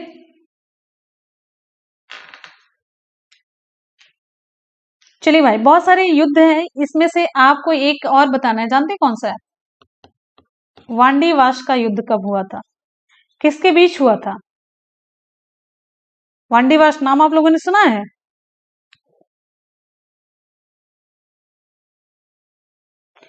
वांडीवास का युद्ध हुआ था अंग्रेजों और फ्रांसीसियों के मध्य हुआ था, 22 जनवरी 1760 को हुआ था। आगे बढ़ेंगे, अगला क्वेश्चन हमारा नेक्स्ट है। अगला क्वेश्चन ध्यान से पढ़ेंगे। वर्ल्ड वाइड वेब में पंजीकृत पहला डोमेन का नाम क्या था? वर्ल्ड वाइड वेब में पंजीकृत पहला डोमेन नाम आपको बताना है। तो सही हो जाता है विकल्प आपका डी, पहला डोमेन था www.symbolics.com था। और www में कुछ भाषाएं प्रयुक्त होती हैं, इनमें से है HTML जो कि पूछा जाता है, हाइपर टेक्स्ट मार्कअप लैंग्वेज है, XML है, एक्सटेंसिबल मार्कअप लैंग्वेज है, XHTML है, extensible hyper text markup language है, जावास्क्रिप्ट है, बहुत सारी ऐसी हैं। आगे बढ़ते हैं, हमारा अगला क्वेश्चन, निम्नलिखित में से किसने स्वदेशी आंदोलन के माध्यम से औपनिवेशिक शासन के उग्रवादी विरोध की वकालत नहीं की? आगे बढ़ेंगे, अगला क्वेश्चन हमारा ध्यान से देखेंगे फटाफट से। ओके भाई, विकल्प यहाँ पर हमारा सही हो जाता है विकल्प ए, गोपाल कृष्ण गोखले। विकल्प आपका ए सही होता है, गोपाल कृष्ण गोखले। गोपाल कृष्ण गोखले ने स्वदेशी आंदोलन के माध्यम से औपनिवेशिक शासन के उग्र विरोध की वकालत नहीं की। गोपाल कृष्ण गोखले ने कांग्रेस के बनारस अधिवेशन की अध्यक्षता की थी। बनारस अधिवेशन। भारतीय राजनीति में कांग्रेस के उग्र विचारधारा के प्रमुख नेता में किसका नाम आता है? बाल गंगाधर तिलक का, लाला लाजपत राय, बिपिन चंद्रपाल, अरविंद घोष। तो उग्र राष्ट्रवादी जानते हैं कौन सी विचारधारा के प्रबल समर्थक थे? पहली बात तो इसमें सबसे प्रबल समर्थक जो थे तिलक, जानते रहिए, उन्होंने कहा हमारा उद्देश्य आत्मनिर्भरता है, भिक्षा वृत्ति नहीं। समझ आई? ऐसे उग्र हुआ करते थे। अगला क्वेश्चन, हम लोगों की तरह नहीं, जा आगे देखिए, नेक्स्ट है, फूड पॉइजनिंग होने की संभावना सबसे अधिक होती है, कौन सा विकल्प आपका सही होगा? फटाफट से हम देखेंगे यहाँ पर हमारा क्वेश्चन किससे होती है। फूड पॉइजनिंग होने की सबसे अधिक संभावना होती है, विकल्प आपका सही हो जाता है। एकदम से मन से रिप्लाई करेंगे। अब जब दूसरी बार रिप्लाई करें ना आप लोग सुपर फास्ट रिवीजन में, तो 100% सही करने की कोशिश करिए। विकल्प ए, सूक्ष्म जीवों द्वारा खराब किए गए भोजन को खाने से। कोबोल का पूर्ण रूप क्या है? कोबोल का पूर्ण रूप क्या है? आ जाइए, विकल्प यहाँ पर हमारा सही हो जाता है, कॉमन बिजनेस ओरिएंटेड लैंग्वेज है, विकल्प डी हमारा सही होता है। दो या दो से अधिक पदार्थों का एक समांग मिश्रण होता है कैसा? दो या दो से अधिक पदार्थों का एक समांग मिश्रण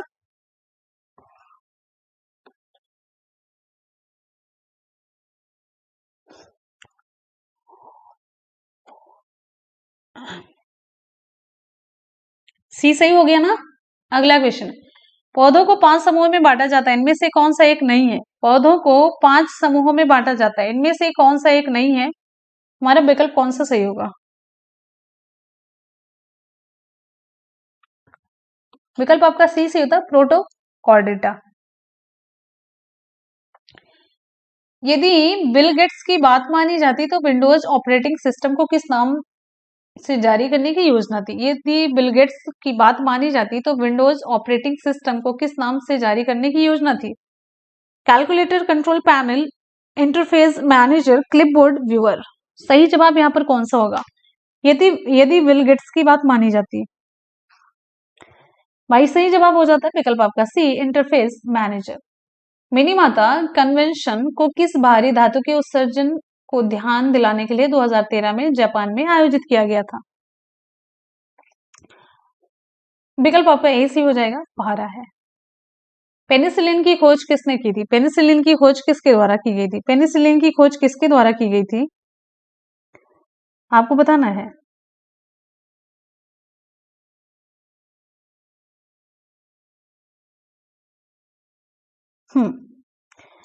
विकल्प आपका सी से होता है अलेक्जेंडर फ्लेमिंग। स्थानिक प्रजातियां पौधों और पशुओं की वे प्रजातियां हैं जो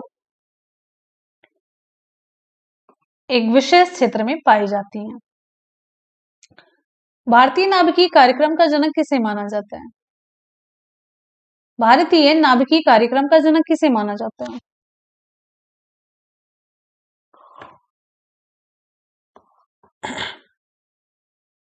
विकल्प ए डॉक्टर होमी जहांगीर भाभा को। कौन सा सरकारी संगठन भारतीय प्रतिभूति बाजार सक्रिय सभी निवेशकों का प्रमुख नियामक है? विकल्प सी सेबी है। प्रधानमंत्री जन धन योजना की शुरुआत किसने की? प्रधानमंत्री जन धन योजना की शुरुआत किसने की? सही जवाब हो जाता है प्रधानमंत्री नरेंद्र मोदी ने।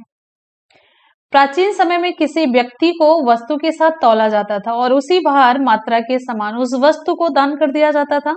इस प्रथा को क्या कहा जाता है? विकल्प सी तुलाभार।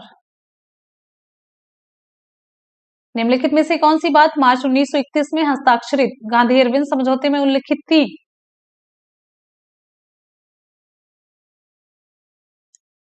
सविनय अवज्ञा आंदोलन वापस लिया जाएगा। बिहार और नेपाल के मिथिला क्षेत्र में किस भारतीय कला का प्रचलन है?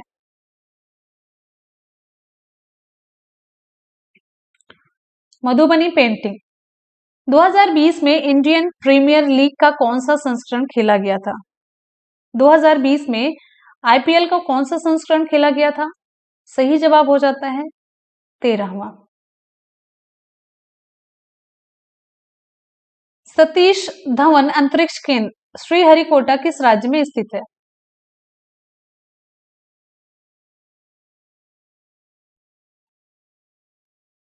आंध्र प्रदेश। निम्नलिखित में से कौन सा राष्ट्रीय उद्यान भारत में नहीं है? निम्नलिखित में से कौन सा राष्ट्रीय उद्यान भारत में नहीं है?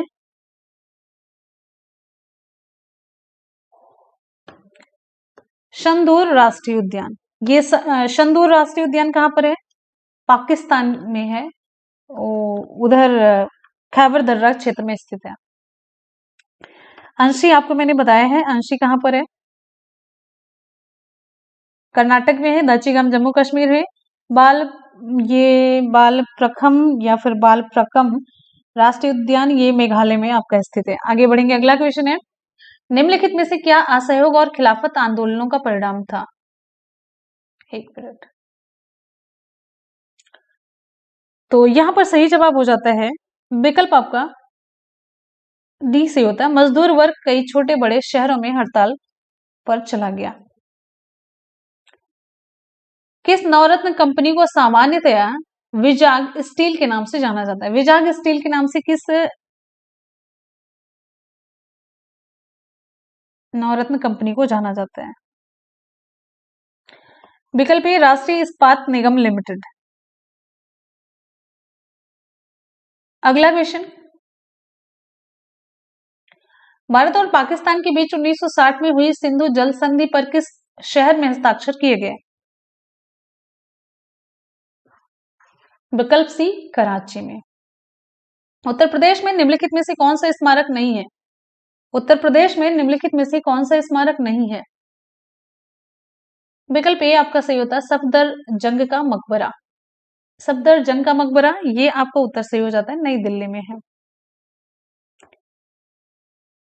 निम्नलिखित में से कौन सी नदी अफ्रीका में नहीं है? निम्नलिखित में से कौन सी नदी अफ्रीका में नहीं है?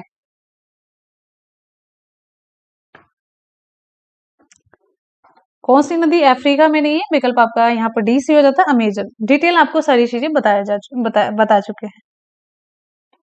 आगे बढ़े, कौन जल पट्टिका भारत और श्रीलंका को अलग करती है? कौन जल पट्टिका भारत और श्रीलंका को अलग करती है?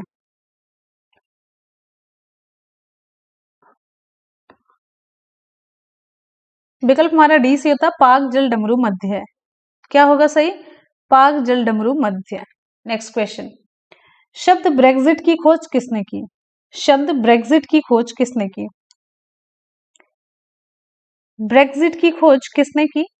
विकल्प आपका यहां पर ए से होता है, पीटर वर्ल्डिंग।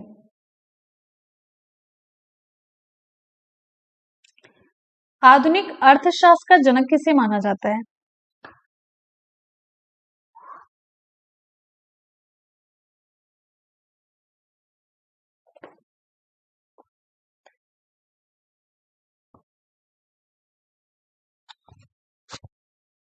चलिए, विकल्प आपका ए से होता है, एडम स्मिथ है। निम्नलिखित में से किसी भारतीय स्वतंत्रता के पहले युद्ध के तौर पर जाना गया था? 1857 का विद्रोह। किस देश में दुनिया का सबसे लंबा लिखित संविधान है?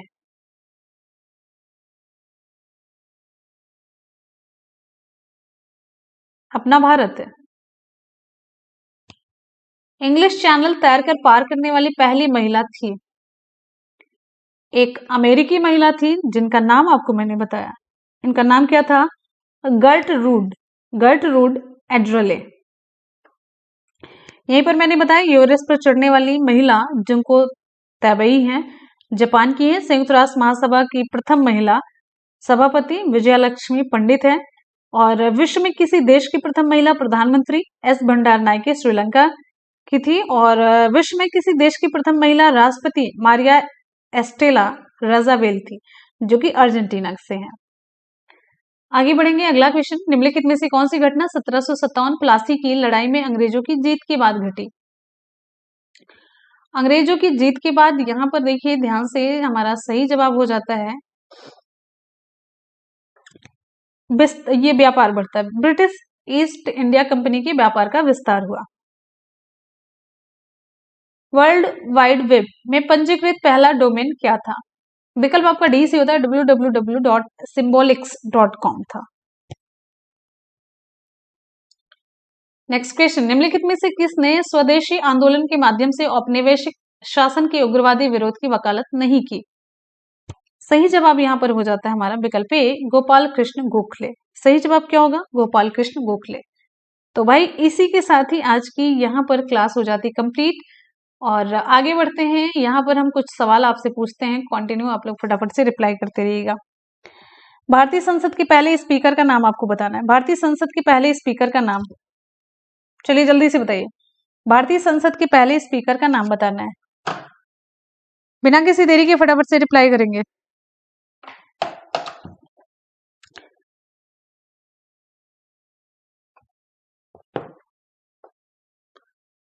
ओके, भारतीय संसद के पहले स्पीकर का नाम है गणेश वासुदेव मावलंकर। सही जवाब है।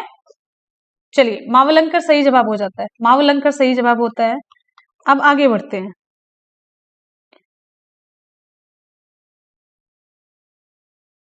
हाँ, अब आगे देखिए, सिविल सेवाओं का जनक किसे माना जाता है? भारत में सिविल सेवाओं का जनक किसे माना जाता है? भारत में सिविल सेवाओं का जनक, सिविल सेवाओं का जनक लिटन रिपन कार्नवालिस। कौन सा सही जवाब होगा? आगे देखिए, नेक्स्ट हमारा क्वेश्चन, अगला क्वेश्चन ध्यान से देखेंगे। सही जवाब हो जाता है कार्नवालिस से। अच्छा, अब यहीं पर एक क्वेश्चन है, ब्रिक्स में शामिल होने वाला पहला लास्ट का देश, अंतिम देश, ब्रिक्स में शामिल होने वाला अंतिम देश,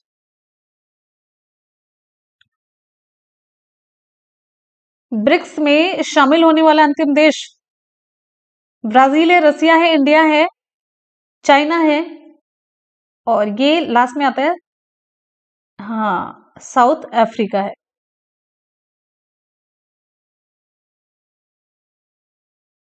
चलिए, अच्छा ये बताइए, यहां पर पेपर, हाँ, मराठा और केसरी, मराठा और केसरी, ये समाचार पत्र किसने निकाला? दादा भाई नौरोजी, बाल गंगाधर तिलक, जवाहरलाल नेहरू, लाल बहादुर शास्त्री। कौन सा सही जवाब होगा? आगे देखिए, नेक्स्ट हमारा क्वेश्चन, किसने निकाला था?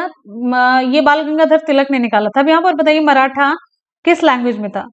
समाचार पत्र दोनों था। मराठा समाचार पत्र किस में था? कौन सी लैंग्वेज थी?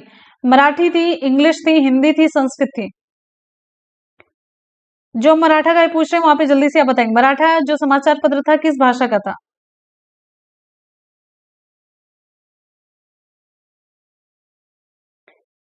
अरे मराठा नहीं नहीं नहीं नहीं नहीं भाई, मराठा इंग्लिश में, केसरी बंगाल में, बंगाली में, ऐसा नहीं था। हमने आपको बताया, देखिए मराठा और केसरी में ना, यही मैंने बताया, ध्यान से देखिएगा। मराठा मराठी में नहीं था, मराठा मराठी में नहीं था, ज्यादातर किस लैंग्वेज में पहुंच थी सबकी, अंग्रेज वगैरह थे, तो ये इंग्लिश में था। मराठा समाचार पत्र इंग्लिश में था। केसरी किस में था? मराठा।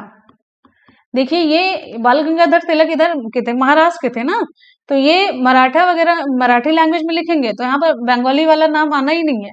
तो देखिए मराठा मराठी में नहीं था, तो मराठा किस में था? इंग्लिश में, लेकिन केसरी जो थी मराठा में थी। बस यही चीज, ये से ऐसे ही आपको पूरा करना है। नहीं नहीं, किसी बच्चे का था ना। हाँ तो वो मैंने बताया मैक्स। अरे भाई, जो एक एक बार जो कमेंट दिख गया, गलत ही दिखा होगा, वो सुधार करने की कोशिश करें आप लोग। हाँ ठीक है ठीक है।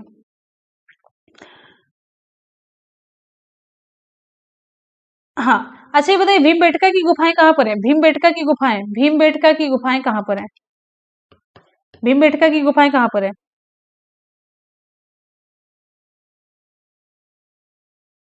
हाँ कोई बात नहीं। आगे देखिए, भीमबेटका की गुफाएं एमपी में थी।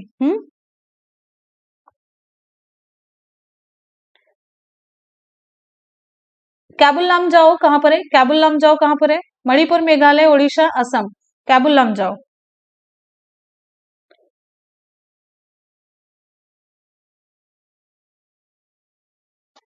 कैबुल लामजाओ, मणिपुर सही होता है। कैबुल लामजाओ मणिपुर सही होता है।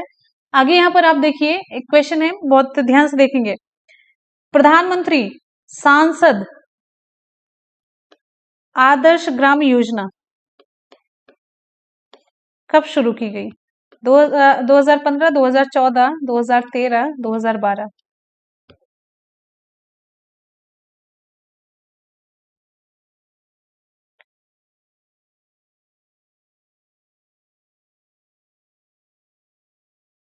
ओके, 2014, 2015 वाले लड्डू खाओ। प्रधानमंत्री सांसद आदर्श ग्राम योजना 11 अक्टूबर 2014 को शुरू की गई थी। प्रधानमंत्री सांसद आदर्श ग्राम योजना के द्वारा एक गांव, हर जो मतलब एमपी होता था उसको हर साल एक गांव गोद लेकर के उसको आदर्श गांव, मॉडल विलेज के रूप में विकसित करना था। आदर्श ग्राम में मेनली खेती, पशुपालन, रोजगार, कुटीर उद्योग, इन सभी को, मतलब इन सभी पर जोर देना था। और आदर्श ग्राम चुनने में ना, सांसद का अपना या फिर अपने संबंधियों का गांव नहीं होना चाहिए, ये चीज होनी चाहिए नहीं। अच्छा बताइए, मुखौटा नृत्य कहाँ से संबंधित है? मुखौटा असम है, कर्नाटक है, उड़ीसा है, महाराष्ट्र है या सिक्किम है?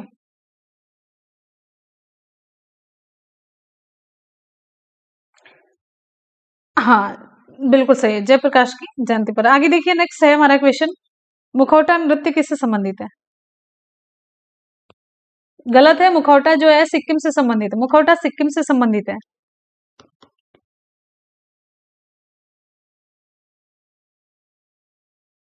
सिक्किम में जब ये नृत्य होता है ना, इस मतलब इसे मुखौटा नृत्य को ना छाम छाम या फिर लामा नृत्य के नाम से भी जाना जाता है।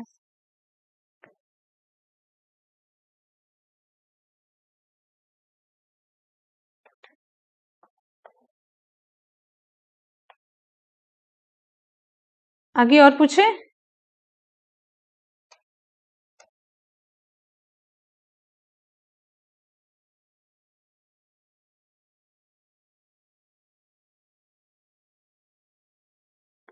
मुखौटा अरुणाचल प्रदेश है। अच्छा, अच्छा ठीक है।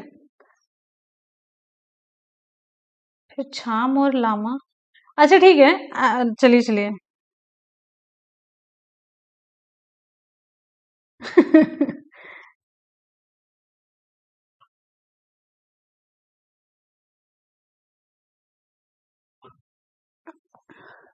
चलिए अगला क्वेश्चन पूछते हैं, इसको हम देख लेंगे।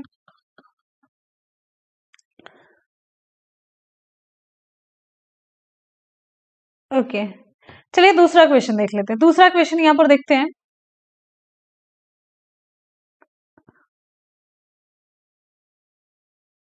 नहीं कोई बात नहीं। अब आगे देखिए, आगे देखिए। जो हैजा होता है, हैजा किससे होता है? हैजा किसकी वजह से होता है? कोई बात नहीं, आगे हम चेक कर लेंगे।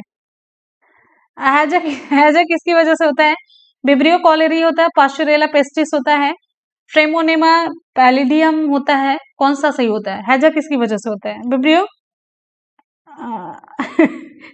नाम नहीं बताएंगे, जीवाणु से होता है। ठीक है, विब्रियो कॉलेरी की वजह से होता है, विब्रियो कॉलेरी। अच्छा यहाँ पर बताइए, अ, भारतीय मौसम वेधशाला कहाँ पर? भारतीय मौसम मौसम वेधशाला कहाँ पर है? भारतीय मौसम वेधशाला कहाँ पर है? ये कहाँ पर है? गुलमर्ग है, बेंगलुरु है, पुणे है, देहरादून है।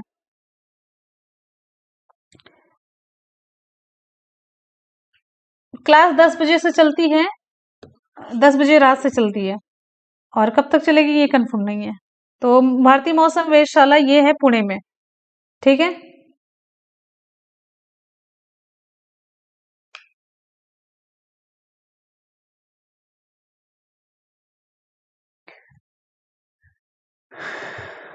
क्या पूछा जाए अब? खत्म कर देते हैं क्लास को। बहुत हो गया, बहुत पढ़ लिया आप लोगों ने। हाँ ठीक है, अब क्लास को खत्म कर देते हैं। स्रोत पूछे क्या? स्रोत पूछे? अच्छा, संघीय व्यवस्था कहाँ से ली गई? संघीय व्यवस्था कहाँ से ली गई? संघीय व्यवस्था कहाँ से ली गई?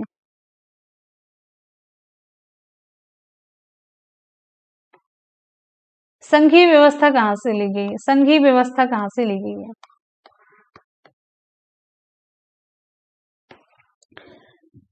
चैप्टर वाइज क्लास हमने अभी दो ही दी है आपको, दो क्लास दी है, अभी आगे हमने नहीं दी है। और करंट की हम क्लास स्टार्ट कर रहे हैं। करंट की आपकी स्टार्ट है 10 बजे, आप लोग देखिएगा। और उसे करंट को हम और थोड़ा अलग तरीके से स्टार्ट करेंगे।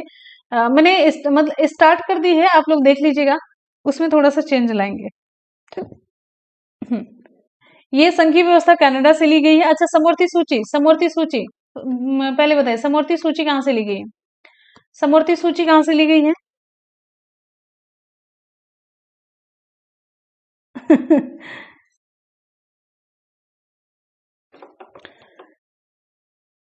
करंट वैसे हम जहां तक देखते हैं, हम थोड़ा सा डरते ज्यादा हैं एग्जाम को लेकर के। डरने का मतलब है कि हम थोड़ा सा रिस्क नहीं ले पाते। जैसे कि सब कहते हैं ना, सब लोग कहते हैं 6 महीने का पढ़ना जरूरी है। हाँ, 600 कर दिया, 6 महीने का पढ़ना जरूरी है। पता नहीं हम 1 साल का बोलते हैं हमेशा। तो ये वाला है। मुझे पता है पीछे से ये एग्जाम का कुछ भरोसा नहीं है, उसने कभी कहा नहीं कि 6 महीने का ही होता है, ऐसा होता है। ठीक है, समवर्ती सूची ऑस्ट्रेलिया से ली गई है। संसद के जो दोनों सदनों की संयुक्त बैठक होती है, आप जानते हैं ना, संसद के दोनों सदनों की संयुक्त बैठक ये किस संविधान से ली गई? किस देश के संविधान से ली गई है? आगे देखिए, नेक्स्ट क्वेश्चन हमारा। आगे कहाँ से ली गई है ये जो संसद के दोनों सदनों की संयुक्त बैठक होती है ना, ये भी ऑस्ट्रेलिया से ही ली गई है। कहाँ से ली गई है? ऑस्ट्रेलिया से ही ली गई है। हम्म। अच्छा, अब आगे देखिए, ये जो राष्ट्रपति पर महाभियोग लगता है, राष्ट्रपति पर महाभियोग जो लगता है वो कहाँ से लिया? ब्रिटेन है, अमेरिका, आयरलैंड है, कनाडा है?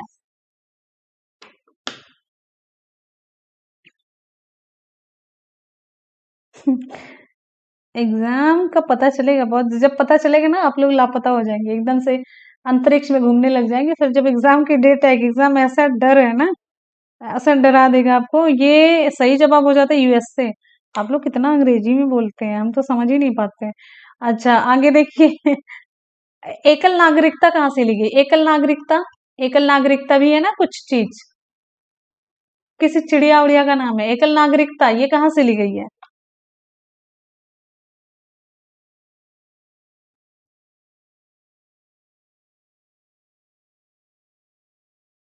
एकल नागरिकता ब्रिटेन से ली गई है। यही यही यूएसए में जाके बस जाओगी, यही यही करते करते। और द्विसदनात्मक जो व्यवस्था है, द्विसदनात्मक व्यवस्था है, द्विसदन है ना अपने यहाँ पे, एक कच्चा घर है एक पक्का घर है, तो वो कहाँ से लिया गया है? ब्रिटेन से, अमेरिका से, आयरलैंड, कनाडा। यूएस।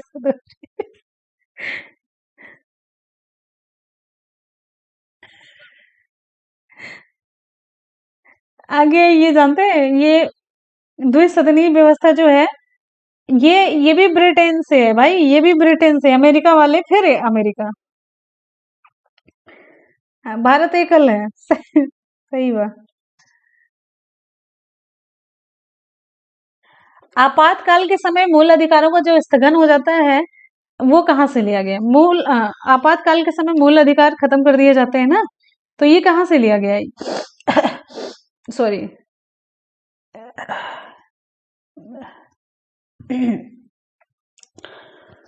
जर्मनी का वाइमर संविधान है ये। आपातकाल के समय मूल अधिकारों का स्थगन हो जाता है। ठीक है। हाँ, अब चला, अब चले। बुद्ध चरित किसने लिखी है? बुद्ध चरित। अब यही सब हमको याद आ रहा था, हम क्या करें? बुद्ध चरित किसने लिखी है? अच्छा, चलिए। अब चलिए आज के सवाल की तरफ चलते हैं। आज का सवाल यहाँ पर, रामचरितमानस किसने लिखी है? रामचरितमानस। दूसरा क्वेश्चन है, कैबिनेट मिशन भारत कब आया? तीसरा क्वेश्चन है, भारत में सांप्रदायिक चुनाव प्रणाली सबसे पहले किसके द्वारा शुरू की गई? बस 3 क्वेश्चन आप लोग बताइएगा, और साथ ही साथ में ये बता दीजिए, इंडिका की रचना किसने की? और 5वां क्वेश्चन, महाभारत की रचना किसने की? किताब ही हो गया। सारी किताब से एक क्वेश्चन ज्यादा हो गए। और आप लोग कमेंट करके बताइएगा, सुबह 10 बजे की क्लास आप लोग जरूर ज्वाइन कीजिएगा, करंट की है बहुत, तो उसमें ऐसे हम पता है वही क्वेश्चन करवाएंगे जिसके मतलब बहुत ज्यादा एकदम से 100% आने के चांसेस हैं। डेली का डेली हम नहीं करवा रहे हैं, ये हम डेली वाला क्वेश्चन नहीं करवा रहे हैं, डेली का करंट अफेयर हम वो करवा रहे हैं जो इंपॉर्टेंट है। समझ आई बात? चले अब, रजिया बोले जो मैम, वो तो बहुत अच्छी है।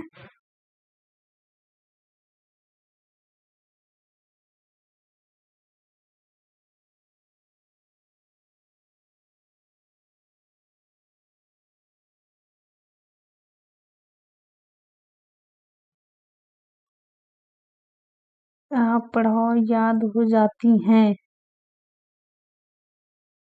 कौन याद हो जाती हैं? मैं। जौनपुर की स्थापना मैम किसने करवाई? बिल्ली ने। देवेश के हर रिप्लाई में एक इमोजी आती बिल्ली। या तो बिल्ली से इनको बड़ा डर लगता है, या बिल्ली से बड़ा तगड़ा नाता होगा, या बिल्ली जैसा कोई होगा। 10 वाली दिखनी है, ज्वाइन करने के लिए की भी तैयारी वैयारी। हाँ बिल्कुल बिल्कुल, करण की तैयारी बहुत, वो 30 नंबर का पूरा स्कोर करेगा। अरे वो तो सड़क नहीं रोके थे, स्टाइल मार रहे थे।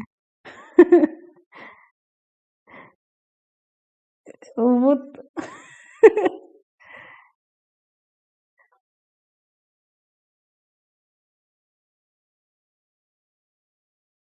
ओ, चाहे जो भी, पुतन जी हैं बड़े अच्छे ना। पहले लग गया था कि हाँ।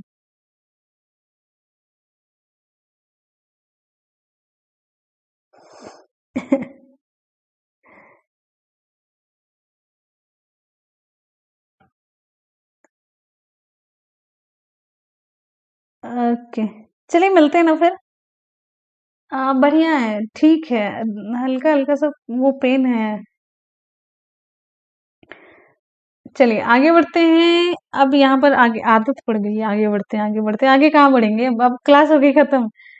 हाँ, तो चलिए मिलते हैं सीडीपी इंग्लिश भी हम करवा देंगे, ये सब एकदम से परेशान मत होइए।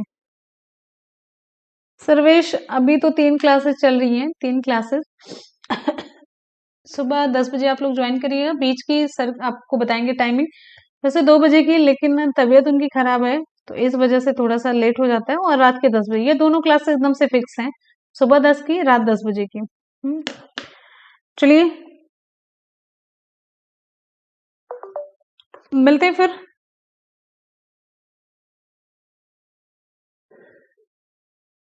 10 बजे से चल रही है।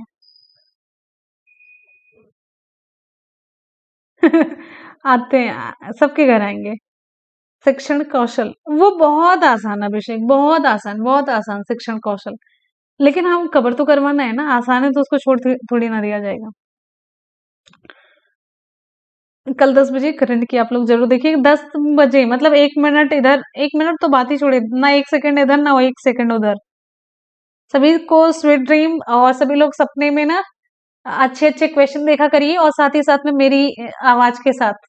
हाँ, तो चलिए मिलते हैं फिर सुबह, हम ही मिलेंगे, और मेरे से नाता बनाए रखिए, तब तक के लिए good bye, take care, thank you so much, love you all, bye bye, take care, जय हिंद, वंदे मातरम।